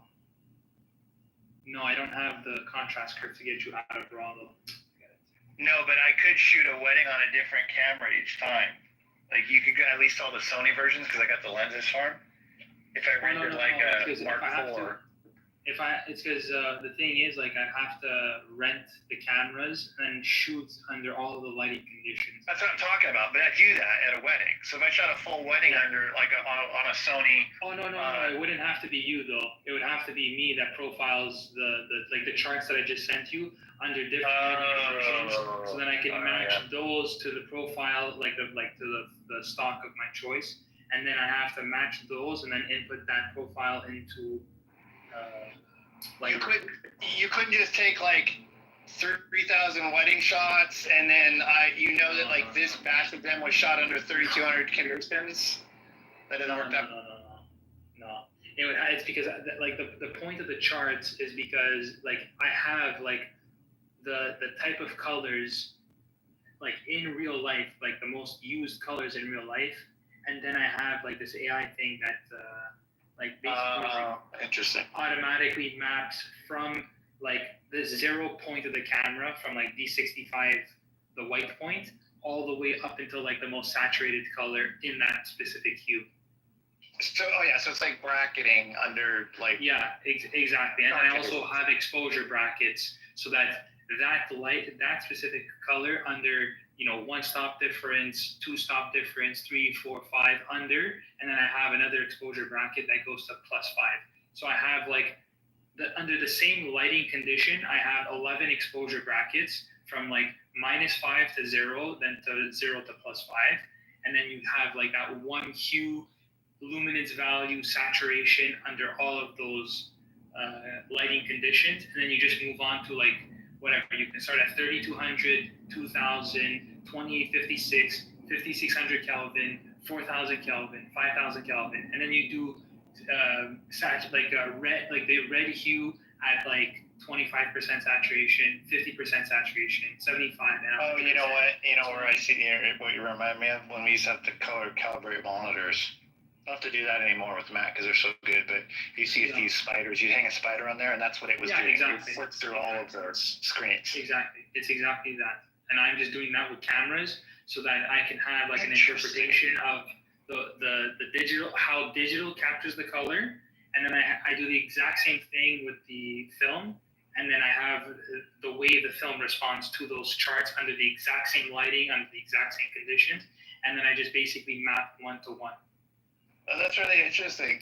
My brain's starting to understand it because I'm starting to connect like what the spider did versus that's interesting versus a different camera model. Yeah. The spider just looks at the deviation of like what it knows to be the objective value of red versus what the red patch is on your screen is emitting, and then it just changes that deviation from whatever the red hue on your monitor is to what it knows to be red. Right, and then it saves it as an ICC profile, which is what they buy. Correct. And then you have the ICC profile based off of the interpretations of all of the hues that it sends under like the different saturations and luminance values, etc. All right. You know what's interesting is that in print world we work under CMYK conditions. If you're on a regular monitor and you open a CMYK file, it looks like dog shit, and then you switch it to RGB and it looks beautiful. But under printing conditions, the CMYK looks better than the RGB. Yeah. That always threw me off. Like it sucks when you're working with CMYK. Yeah, it's just an interpretation thing, though. It's just like whatever, whatever reads it. Like if it's reading CMYK, then like under CMYK, then like you have to just do the conversion. And if you're in RGB, then you do the conversion, and it looks good. Well, but when you're working in CMYK, you're staring at pictures that are essentially kind of ugly by default, knowing that they'll look good later, and working with them in that state, which is like a really weird. It's kind of like videos like that too. Sometimes you're filming movies and you look at the camera and it looks like total crap. Looks like the DP did a horrible job, and it's like, oh yeah, but that's because this is just a raw file. Like later it will be adjusted. So yeah. Like that's it. Like for me, I really did conceptualize it for like the film negatives as just like a raw, like that desaturated, no contrast type of look, and then the print, the positive is like the Rex 709, like the thing that just gives it a bit more life. But then you have to if you want to push and pull, if you want to expose it a little longer, whatever it might be, then that's the quote unquote post processing that the image would require. See, these are the kind of conversations you have to have in a photography room. The photographers on Clubhouse, they're a bunch of idiots. They just sit here and talk about their personal lives. They never talk about photography, technical. They never get technical. It's because I've honestly the last 6 months, I've just been doing a massive deep dive into color science. So this shit just fascinates me. Like the shit that goes the engineers that have to come up with these systems and these curves and all this shit is it really mind blowing. It's really, really impressive. Because do you know who Steve Yedlin is? No. The cinematographer who did Star Wars, which one? The Last Jedi, or he shot Knives Out, Glass Onion, and Knives Out, just the Knives Out franchise, basically. Oh yeah, I haven't seen any of those movies. I keep seeing them on the thumbnails, and I keep avoiding them. Yeah. Well, anyways, he's the cinematographer for that, and he's basically one of the biggest tech nerds in terms of cameras, and all of my work is basically just modeled after him. Do you know who's the opposite of that? Do you know who's famous and the actual opposite of that? He's actually horrendous with color and cameras and doesn't give a fuck, and he acts as his own DP because he's got a giant ego and he's a bag of shit. Who's this? Steven Soderbergh. Steven Soderbergh. He is the absolute worst with color. He is garbage, and he operates as a director and a DP for himself. He does it both. But there's two types of DPs. When I used to work for Discovery Channel, I used to do shows for them. And when I would do his stills, I would work for different directors. And sometimes I'd have a director who's a framing DP, so he sits in the back, and he's a DP, but he acts like a director of sorts. He only cares about the framing when he's behind the monitor. He very little cares about the about the grips. He doesn't give a shit about the lighting guys. Like, he's like, just, throw a light up. We need more light here. They go do it. He has no feedback for him. Basically, his best boy is doing all the lighting as a freaking DP because he doesn't give a fuck, even though he's a DP, because he's a framing DP. But then they have lighting DPs who are people like me who are obsessed with light, and they're trying to get beautiful shadows, and they're placing individual lights. Like, we did a scene where, like, one of the actors opening a fridge, and he's putting little tiny lights around the inside of the fridge in certain spots so that it will look a certain way when you open the fridge. Like, Soderbergh would never do that. Soderbergh blows out windows and mixes kelvins to look like absolute garbage, like total dog shit garbage. He has some of the worst I've ever seen. It's really embarrassing sometimes. The only movies that I've seen are like realistically from him are like just the ocean movies. And Aaron Are what? Brockovich. Or what? The only movies that I've seen from Soderbergh are like Aaron Brockovich and like the Ocean 11 movies. Okay, yeah. If you want to see the worst one ever, Sharon Stone's in it. It's a show. I'll have to Google it. Dude, you literally have to just watch the first episode of this and pay attention to what I'm talking about. He's got scenes where she's in her house. It's like at a ski lodge, so the windows are real. Everything outside is white snow, so he's shooting in the house. And he's shooting at like 3,200 Kelvin with windows behind her. And she's blown out, and they're blue, and they're like halo affected blue bad, and she's like washed out, and he doesn't give a fuck. And he does entire scenes with it, and I literally want to throw up. It's the ugliest thing I've ever seen in my life. And he's not even doing it on purpose. He's doing it by default because he doesn't give a fuck.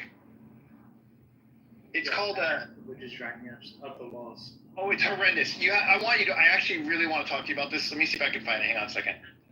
Sharon Stone, because I really want you to see how bad this is. He's only respected by directors. He's not respected by DPs. Mosaic. It's called Mosaic. Yeah. Look at this. Oh my God, Google Mosaic. Google Sharon Stone Soderbergh. And look at the second photo on Google that shows up. That's what I'm talking about. Look at this. This is how the movie looks. Do you see the shot that comes up, the second photo where she's like got her hands in her face, over her mouth? Yeah. Oh my God, this is such an example. You see that? The guy's on the right and she's on the left. She's got her hand over her mouth. There's a window behind him. Yeah. You see how horrendous that is? Well, it just looks like very digital. It doesn't look very good. I mean, this looks horrendous. No, I'm not talking about digital. I know. Are you looking at the same one I am? Hang up. Let me PTO. Yeah, the guy's on the right side. She's got her hands on her right over her mouth. Yeah, look at the blue halo over his hair. Look at how he's blowing out. Look at the overexposure and the loss of CRI value on his face, on his skin tones. Look at how disgusting it looks. It looks like I shot on idle white balance and I had no fucking idea what I was doing. Remember, this is a guy that has access to lighting equipment, and he's the DP. Who the fuck would do that? You would never do that even on purpose. It's horrendous. It's not even a judgment. Well, he's a director and a DP. He does it himself. He doesn't value DPs. Really? That's my point. He DPs his own shit while he's directing. And it's all over the fucking place. Look at you. There's two scenes in there you can see in Google. One of them's indoors. It doesn't have the window behind them, and it looks a little more traditional. It has an edge light on her. But that's a natural edge light too. That's the other thing. That entire scene was shot. She's dark, and like most of you can't even see her face in half of that scene. Like the whole thing is all. It looks like. Here's what it looks like. It looks like it was never processed by a color guy like you before it went to freaking publish. It literally looks like it was shot raw on a camera, and he just fucking went with it. And his name is Dude, I hate it. It's like I want to punch Steven Soderbergh in the fucking throat because he's so disrespectful to life. Very good, to be honest. Like, especially for like high end. He's one of the most famous directors in the world. He's one of the top like 10 directors in the world. Well, the thing is, like the ocean movies. Like, I wouldn't say that there was anything like stylistic in terms of color. I mean, it was really just like. Oh, hold on 1 second. Sorry, I have to get the fan to my girlfriend. Hold on 1 second.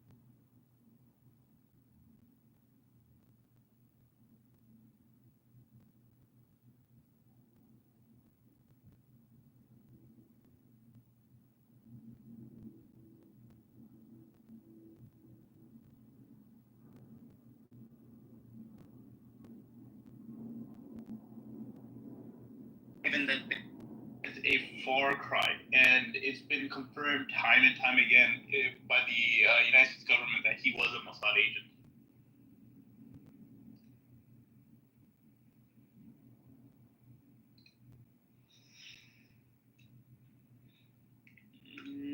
I'm trying to pull up this thing. So we got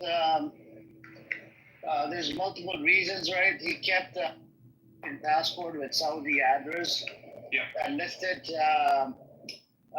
his nationality as Saudi, while this was an Israeli. It led to speculation about intelligence ties due to the use of alias and multiple IDs. So. Yeah, here it is. So this was about 3 hours ago. The former Prime Minister Bennett tries to scientifically claim that the allegations of Epstein were false. However, then there's another article that says that Tucker Carlson suggests that Jeffrey Epstein was working with the CIA. Ex-CIA informant claims that Epstein was working for Mossad and the CIA. Here it says FBI information reveals that I don't know how to say this name, but he had worked with the FBI, suggesting to indict many people, and was suspected to working with a foreign agency with Mossad. So you can go ahead and follow the former PM of Israel and say like, oh yeah, he definitely wasn't a CIA, a Mossad agent or a CIA agent or whatever, but everywhere else is saying he is.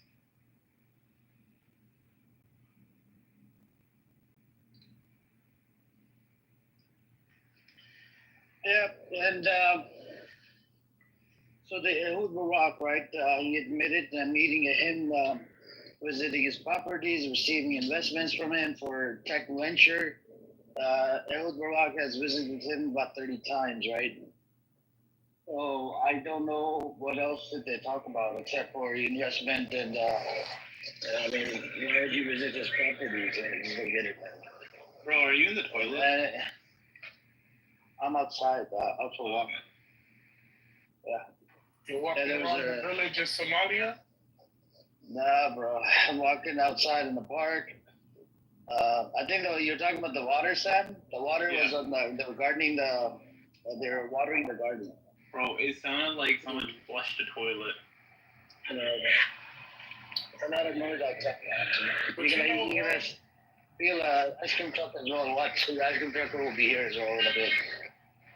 You know, I heard something, Amir. I heard that Iran is planning an attack inside the continental United States. They're saying that it's not going to be like they're not sending, ballistic missiles over. They're just going to have people walk across the border with dirty bombs. Have you heard? So I actually heard that. Sorry, I didn't mean to cut you off on it. I'm not going, Sam. I haven't heard about that. Okay, so yeah, I have heard about it. The problem is that there's a lot of conflicting problems with that report, and if that was the case, then Iran would have done a quote-unquote terrorist attack well before. The reason being is Iran had warned Trump and the United States of an Israeli terrorist attack that was going to be carried out after this whole peace treaty or whatever ceasefire that happened between Israel and Iran. So that makes no sense. If they wanted to harm the United States, then why did they warn them about this terrorist attack that got swept under the rug? The second thing is that this follows the same kind of reporting to the T of what was claimed about this terrorist attack that would have happened in 9/11, and then they blamed it on Iraq. But then all of a sudden it wasn't Iraq, and there was no evidence of it, right? So this is just like a bunch of churning the pot to make sure that we go to war with Iran when no one wants to go to war with Iran. Yeah, no, I just thought it was interesting. I had heard it a couple of days ago, and I heard it again yesterday. And I just thought it was interesting, man, because I think as of right now, the U.S. The borders, between I think all the U.S. borders are damn near military installations right now. They got the National Guard patrolling the borders now. Yeah, no. So what I'm thinking is that there could be several ways that this quote-unquote terrorist attack could happen, but I do believe that a terrorist attack will happen. Whether I believe it's Iran or not is subject to change depending on the evidence that is presented. But like you said, all of the border patrols, anyway, getting into the country, especially through the airports, it's like its own military operation at this point, right? They just won't let anyone by. But then I'm just wondering, will they go ahead and claim from all this entire thing that we need to strengthen our war with Iran, if somehow they quote unquote let slip a terrorist, which again I highly doubt. But the second thing is that I feel like they will be smuggled, and the way they get smuggled is going to be very indicative to say who did what. Again, it was pretty obvious again when after the war with Iraq we found out that there was no WMDs. That no terrorists came from Iraq or whatever, and then all of a sudden Osama bin Laden is found in Pakistan, but did we go to war with Pakistan over Osama bin Laden? No, we didn't, right? So there's a whole bunch of bullshit that happened that that made no sense the last time. This quote-unquote terrorist attack that's going to happen this time is also going to involve the same pattern of not making sense, random accusations and claim, and then there's going to be no supporting evidence whatsoever. I agree, man. That's just something that I seen. I thought it was interesting. I hope it doesn't happen, but if it does, I hope our government, has things in place, to try to help prevent it as much as they can. The thing in place we're going to have is Trump's going to say we need to send more billions to Israel because we got attacked. Is Modi on the list? Go ahead, Narendra Modi. Is he on this list? Which list?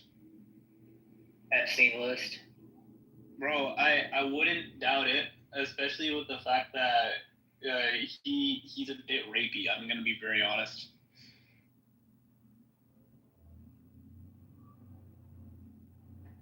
Yo, Sam, what if that list got released and there was a couple of people that come to this room that was on it? How would that make you feel? Wait, if that list got released in what? Let's just say 13 people that frequent this space was on that list. How would that make you feel? If Black Rabbi was on it, I'd be surprised, but then I'd be horrified as well. Because I didn't know his fat folds could actually be used in any kind of sexual way against kids.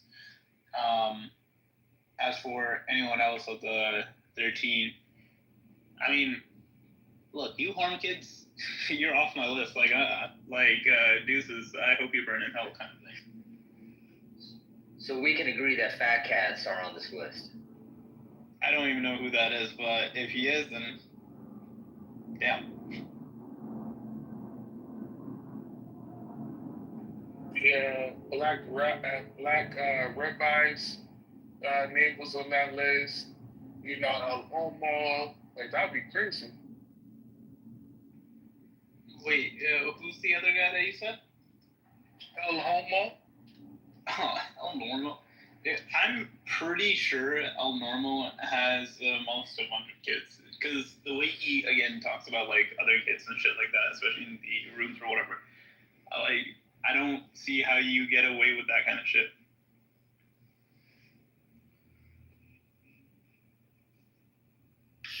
Yeah, it's despicable.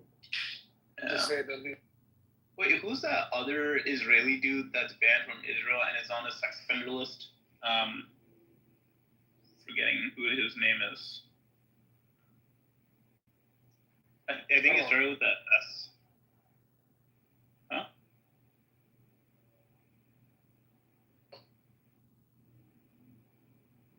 Chucky, you're spazzing out.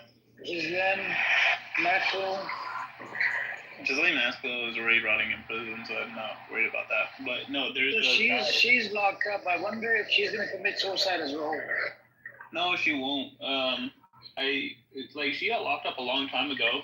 But even when she was like indicted and it was proven that she had connections or whatever, the Clintons still invited her to their daughter's wedding as a guest of honor.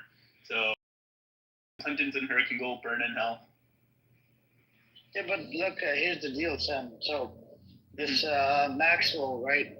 Can somebody approach her and get the list from her? Because I'm sure she remembers the name on the list from Epstein. She was like sidekick to Jeffrey Epstein. So that certainly they could, but the problem then becomes it becomes a problem in a legal sense, because on one end they will argue this list till the bitter end until it's released, but the second thing is they would say it's circumstantial evidence coming out of her mouth. She doesn't have anything direct to say. If they bring her on as a witness to all of this, they have to have other substantial evidence to claim what she's saying is absolutely true.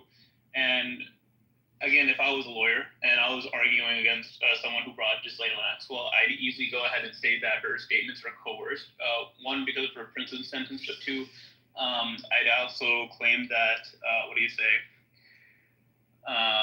she's just doing this to appease a population, or someone paid her off or something like that. And again, I don't have to prove really anything in court by saying that. I could just be stricken from the record, but the jury could hear that and they would, they might believe my sentiment on it. But yeah, it's just using her is not strong enough. You need the list. And then if you use her later on as a witness, then it's just an open and shut case. No, I think if she was to come out, she might get assassinated as well. If she was to come out with the list, I think maybe that's why she's on silent mode, and they probably told her to shut the fuck up, don't say anything. Probably. And she's locked up, so I don't even think if anybody's allowed to visit her. Wonder about that. Honestly, I think the Clintons would be behind whoever tries to threaten her and stuff like that, because the Clintons have the most to lose, as she was like really close with them. Yeah, because she would probably remember everybody's name on the list, and if she was to release the names, that could sort of like destroy the reputation of these people. Yeah. That's another thing as well. Yeah. Yep. The Harvard University says that there was more than 200,000 people dead in Palestine, by the way. So, didn't they say it's going to be even more than that now? Yeah, I mean, it says, so there's 400,000, and then Israeli says 100K dead in Gaza. So, Haaretz, are they acknowledging the numbers, by the way, Palestine? Do you know about this? If anybody want to come on up, just unmute and come on up. Yeah, I don't know anything about the numbers right now. Because he posted a Haaretz article. Let me see. You mean Haaretz? Haaretz. Let me open up the paywall.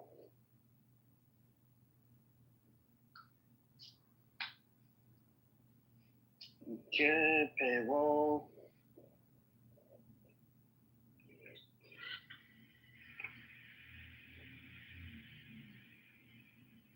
Save.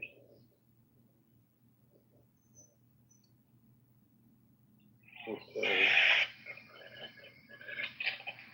Hold on, let me make sure the link is safe before you post it, alright? You just save it from Haaretz. Oh no, Haaretz, they say it's anti-Semitic. I know. They call him pro-Hamas. Yeah, they say Hamas is the biggest supporter. So I'm gonna put this. I removed the paywall. You guys can look up on it right here. You can go check it out. I removed the paywall for you guys.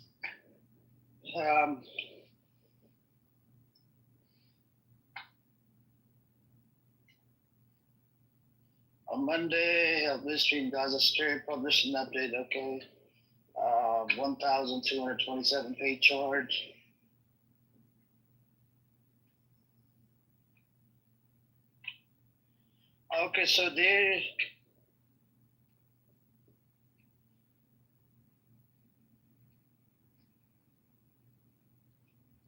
Okay, so they're denying the data, by the way. Palestine, if you read the whole article, brother, if you scroll down, Haaretz is reporting the data coming from Gaza Health Ministry, and they deny it by saying it's they're disgusting or whatever. It's wrong. I have opened up removed the paywall so you guys can check it out. I wish they would acknowledge the numbers, man. I'll get it. But Yeah, it's crazy. it will take them a while to acknowledge any numbers, bro. It's just a piece of shit. And even the IDF kill count. The IDF kill count, right? It's still at 800 or 1,000 numbers. From 7th of October up till now. It's been more than a year and a half. What a bullshit data. Fucking fake made up numbers. But do you think, Amir, that they're doing this, on purpose, or do you think it's because maybe, the educational system in Israel isn't that great? Maybe they can't count, higher than 10. Do you think that might be the case? Anything's possible. Look at Amos. Amos is here. What's up, Amos? Coexistence. Grandpa Amos. Chucky. Yes. It's not Shuki, it's Chucky. It's Chucky. Shuki? Chucky, what's the time now? You have a watch. What's the time right now? Chucky, you have a watch on your hand. What's the time? It's 4:40 in the morning. 4:40 in the morning? You're not sleeping? No, I gotta go to work. You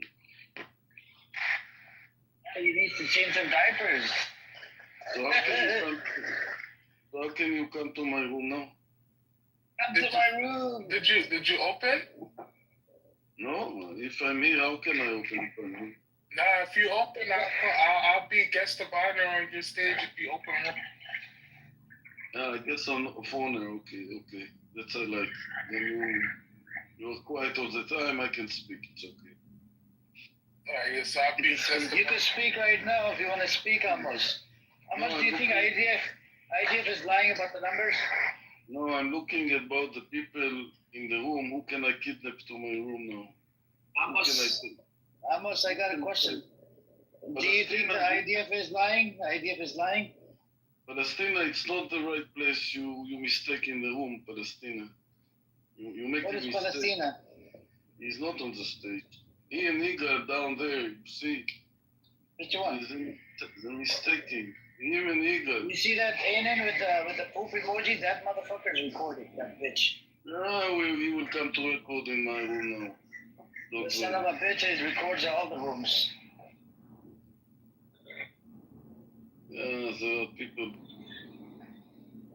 Amir, when I retire, right, I think I'm going to do that. I'm going to go get like 40 phones and make 40 different Clubhouse accounts and just record everybody's room. I just don't get it. Then I'm going to, open up a YouTube channel and do naked yoga while I'm listening to all the different Yeah. And that's what I don't get. Like, what do you get out of recording, man? Walaikum salam, fucking low life. Gee, what do you think? Is Iran gonna do the attack? Because I think their leader got attacked. Did they get attacked by? Did the leader get attacked by Israel or by America? It was the president and some of the group that they had a meeting. These terror groups of the Bibi and the American, they tried to kill all from the top to the bottom. And luckily enough, and sadly for them, it didn't happen. But that gives an Iran all together, unitedly, they're making a good decision now. So I would say they are stronger, more united than ever I have seen in at least in the last 47 years that this government. They've been all together pretty much. So I think there is serious plans has been in the place and serious thought is being on, and now it shows the true face of the American and the BP, that these terror groups, they want to stop killing the people. They're trying to kill and terror from the top to the bottom. So this is called a government after another government killing machine. That's unlawful and is being prohibited from the most at least countries to do that. So that will bring a true serious decision to the government of Iran. And I'm sure plan has been placed and they're not going to take this lightly. And I think this is why the rest of these Bibi and the Bibi's assets, they're going to from now on sleep and live under the like mice living under the ground from now on, because they know they're also targeted from now on. Also, if the decision I think has been made, and not sure when it's gonna go through, it just depends. But this is something that came out and it shows that they have no mercy. Nobody is safe in Iran. So that will backfire on them. And as their plan, total plan of American and Israeli terrorists, it failed. They planned this for the last 10, 15 years. They had one good shot, and unfortunate for them, unfortunate for Iran, Iran survived, and that shows how capable Iran is on the ganging up on all these terrorist groups on Iran, and Iran came out and they were begging from the behind to stop this and for the ceasefire. That happened according to Iran officials, begging to stop this right at the third or fourth days. One of the inside the parliament members that yesterday gave out a little bit behind the scene speech, and he said that on the third day of these 12 days,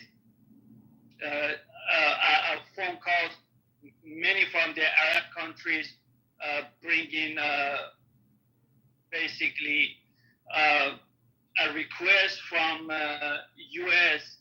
and their ally to stop this and come to the peace. And Iran says, no, U.S. started, we're going to continue this. So finally, it went all the way to the 12 days after the Qatar American base got lit up. And when I said that, some they were laughing at me. But now it shows that American got lit up, and the proof of that was the most expensive of one of their eye over there that receives early warning, gives for any fly, any missile upcoming, going, and all that information. I'm sure you guys have seen and heard what I'm talking about. That shows clearly that Iran has hit a nice and very priceless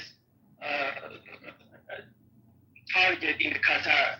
So I think they came to the sense this is no longer is benefit them, and it's continue of this is very bad for them. So when did the gas station attack happen? Was it yesterday? 2 days ago? No. During that 12 days. Oh, during the 12th day. Okay. Yes. Now, are they going to attack Israel or America? They from the every interest and the exit door, the bomb, they send what kind of how heavy, that I'm not sure. But basically, they hit the interest and the exit door, anything that they thought that is going to make them suffocate inside. So this is well thought, and this is why Iran takes this very, very serious right now. And the right and left side of the Iran, both sides of the group were inside that meeting.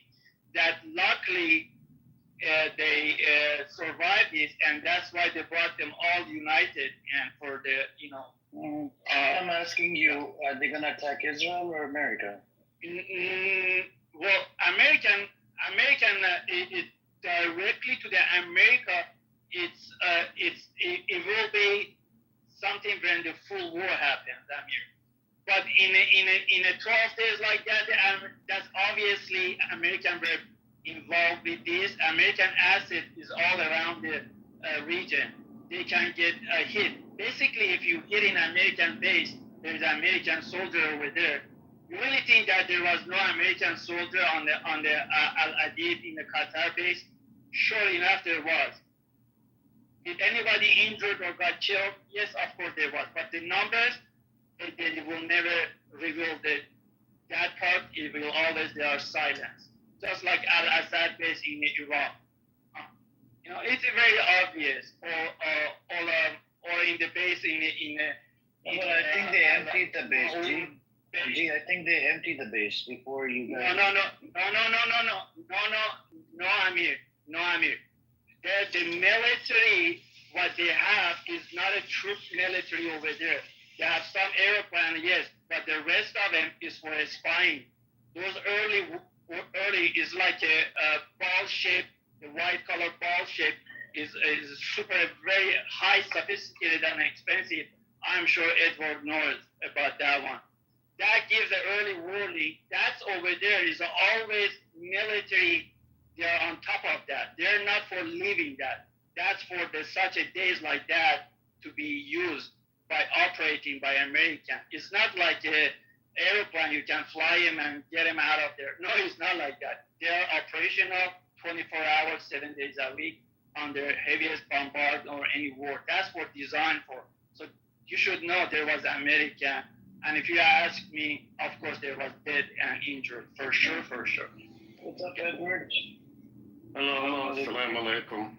Yeah, I think it's the 360 phased array radar, which is what Trump called, or who called it? It was an article. A communications array is what they refer to it as, but it's an early detection radar system that it covers probably a couple of thousand miles in radius around the base. That's what was suspected was hit, and definitely were soldiers in the bases. The embassies were emptied out, and the families, the non-essential personnel for the. That's what I'm saying. I mean, there's an empty base. They knew about it. That's why But G's arguing that no, there's people got injured. Well, the base itself would never be emptied out of soldiers. Amir, that's military. That early warning needs operational personnel inside. It's not for living. I didn't say there was a lot of soldiers. I said for those machines, those early system to be operational, it needs employee, it needs soldier, it needs technicians on top of it. It's not like I didn't mention there was hundreds or no. At least 40 to 50 or 100 operators was inside the military to operate these huge systems. It's not one or two personnel's job, Amir. That's what I meant. Most people were emptied out from the Middle East, but when it comes to the bases, I mean, they're not going to leave the fighter jets and all the technology not secured, so I'm sure there were people there. And they were probably on high alert anyway, so I think the bases themselves. Now, Trump did say that Iran gave a warning, so they were able to evacuate that area of the base. Who knows? I would think Iran gave a warning because Iran gives a warning to, the U.S. gives warnings to Iran. I don't think they want to break that cooperation or understanding. What kind of war is this cooperation, bro? No, not cooperation, like understanding. You know, when America was going to hit. This is Iranian. This is Iranian. The parliament and on high end. He said that this is how he said it. He said the American sent a message through the some of the friendly countries around the region. He didn't mention who. That we coming to hit Iran. This is the place we're going to hit. That's what. And you guys welcome to hit this space in ours too. But Iran says no, we're not gonna hit that one that you choosing. We're gonna hit the one that is in the Qatar. He says no, we can't do it. And Qataris got very angry. Americans got very angry because they knew what they have over there. And Iran said, well, you're coming for that. I'm coming for that one. Tit for tat. They did it, and Iran did it too. It's that simple. Well, the early was from the American. Was this a set together? Yes. This is why I said don't believe none of the American Israel what they did. Amir asked you. Amir asked. I think Amir, you were trying to ask. What's the next? What is Iran saying is going to be next? Is Iran going to? Nobody's gonna say even if they have plan. Even if they have plan. Well, the GPS in Iran was scrambling GPS signals in the area. Yes. A lot because they're on the alert. Both sides are on alert. Iran is not gonna sit over there just follow for the negotiation, talking. Trying to. Are they negotiating? Calm down. If you listen to the media is saying that yes, Iran wants to negotiate America. That's media. But Iran, in a reality, there's nothing to negotiate. Yes, Iran is going to come to the media and says, yeah, we're ready for negotiation. Why? Iran has always been peaceful. But what's for the negotiation? There's nothing to negotiate. We were at the negotiation, and you guys, 3 days prior to the negotiation, attacking. So it's meaningless. Iran has already given this. My enriching uranium has to get approved, as I am part of the NPT. Number 2, there's nothing talked about my missile capability because so far they thought the Iranian missiles are a bunch of copies, bunch of paper, this and that. It's a non-functioning this system and not bullshitting that this is not working, it's not going to damage anything. They didn't believe what Iran has.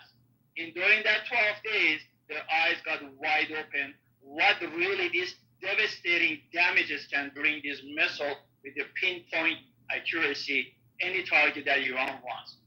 Therefore, they want to from the enriched uranium, now they're after the Iranian missile capability.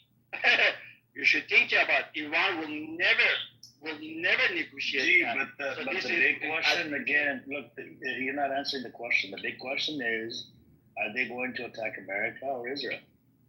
Hey, what's up, Leila? Assalamu alaikum. Nobody knows that. I said that. Nobody, there's nobody knows. A plan. Okay. No, exactly. If there's a plan, they're not going to come and announce that, Amir. That's because yes. Look, it happened during the 12-day war, so-called war. So I don't think they're going to attack anybody. I don't think it's going to happen. No, if you ask they attack Israel, yes, because it's going to go back to war, and that's what the Iran and they want to get involved. And America, same thing. I don't think they're going to attack anybody because if they do, then they're going to get attacked back. If they suspect that Israelis are trying up to something, Iran might do the preemptive attack, just like they do all the time. Israel all the time does that. What's wrong with Iran? Look, the best way for Iran to do it is hire spies. You could hire spies inside Israel for $25 and $50. It was posted. Well, you got the. How much too, Amir? Yeah, you didn't know that, Edward? There was posted in the newspaper. $25 for a fucking spy in Israel, right? Hang on 1 second.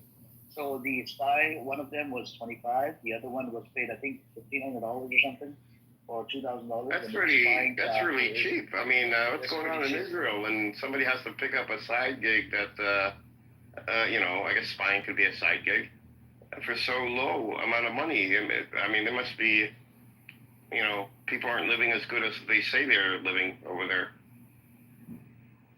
To be able, because they were arresting spies like crazy in Israel, like crazy Iranian spies every week, multiple people. There's a news in Haaretz. This was a couple of days ago. This Israeli chick, she actually moved to Manila, Philippines. She said, my salary that I make inside Israel is not enough to pay for my rent inside Israel. Apparently, Israel is expensive to live. It's like what to live in America. Oh, it's very expensive. They've been having a housing crisis since the 2010s. I remember reading, and I'm thinking, why don't they just build new houses? I don't know what the problem is. But I didn't know about Smotrich, as a finance minister.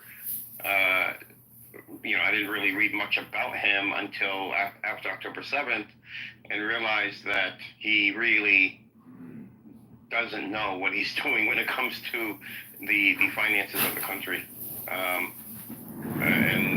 But these are issues even today, like when it comes to housing. I think maybe they might be doing it on purpose to force people to move into the settlements because they're cheaper and they're subsidized, But Israel's always been expensive. It's never been cheap. I don't know why it looks like it's outdated. Okay, hold on. Let me go Google it. Hold on, I'll be. Well, then thank you, I guess. I think gay males have a pacifying effect on women. I've just kind of noticed that. No, Pepe, this is just what male energy is supposed to be. You just have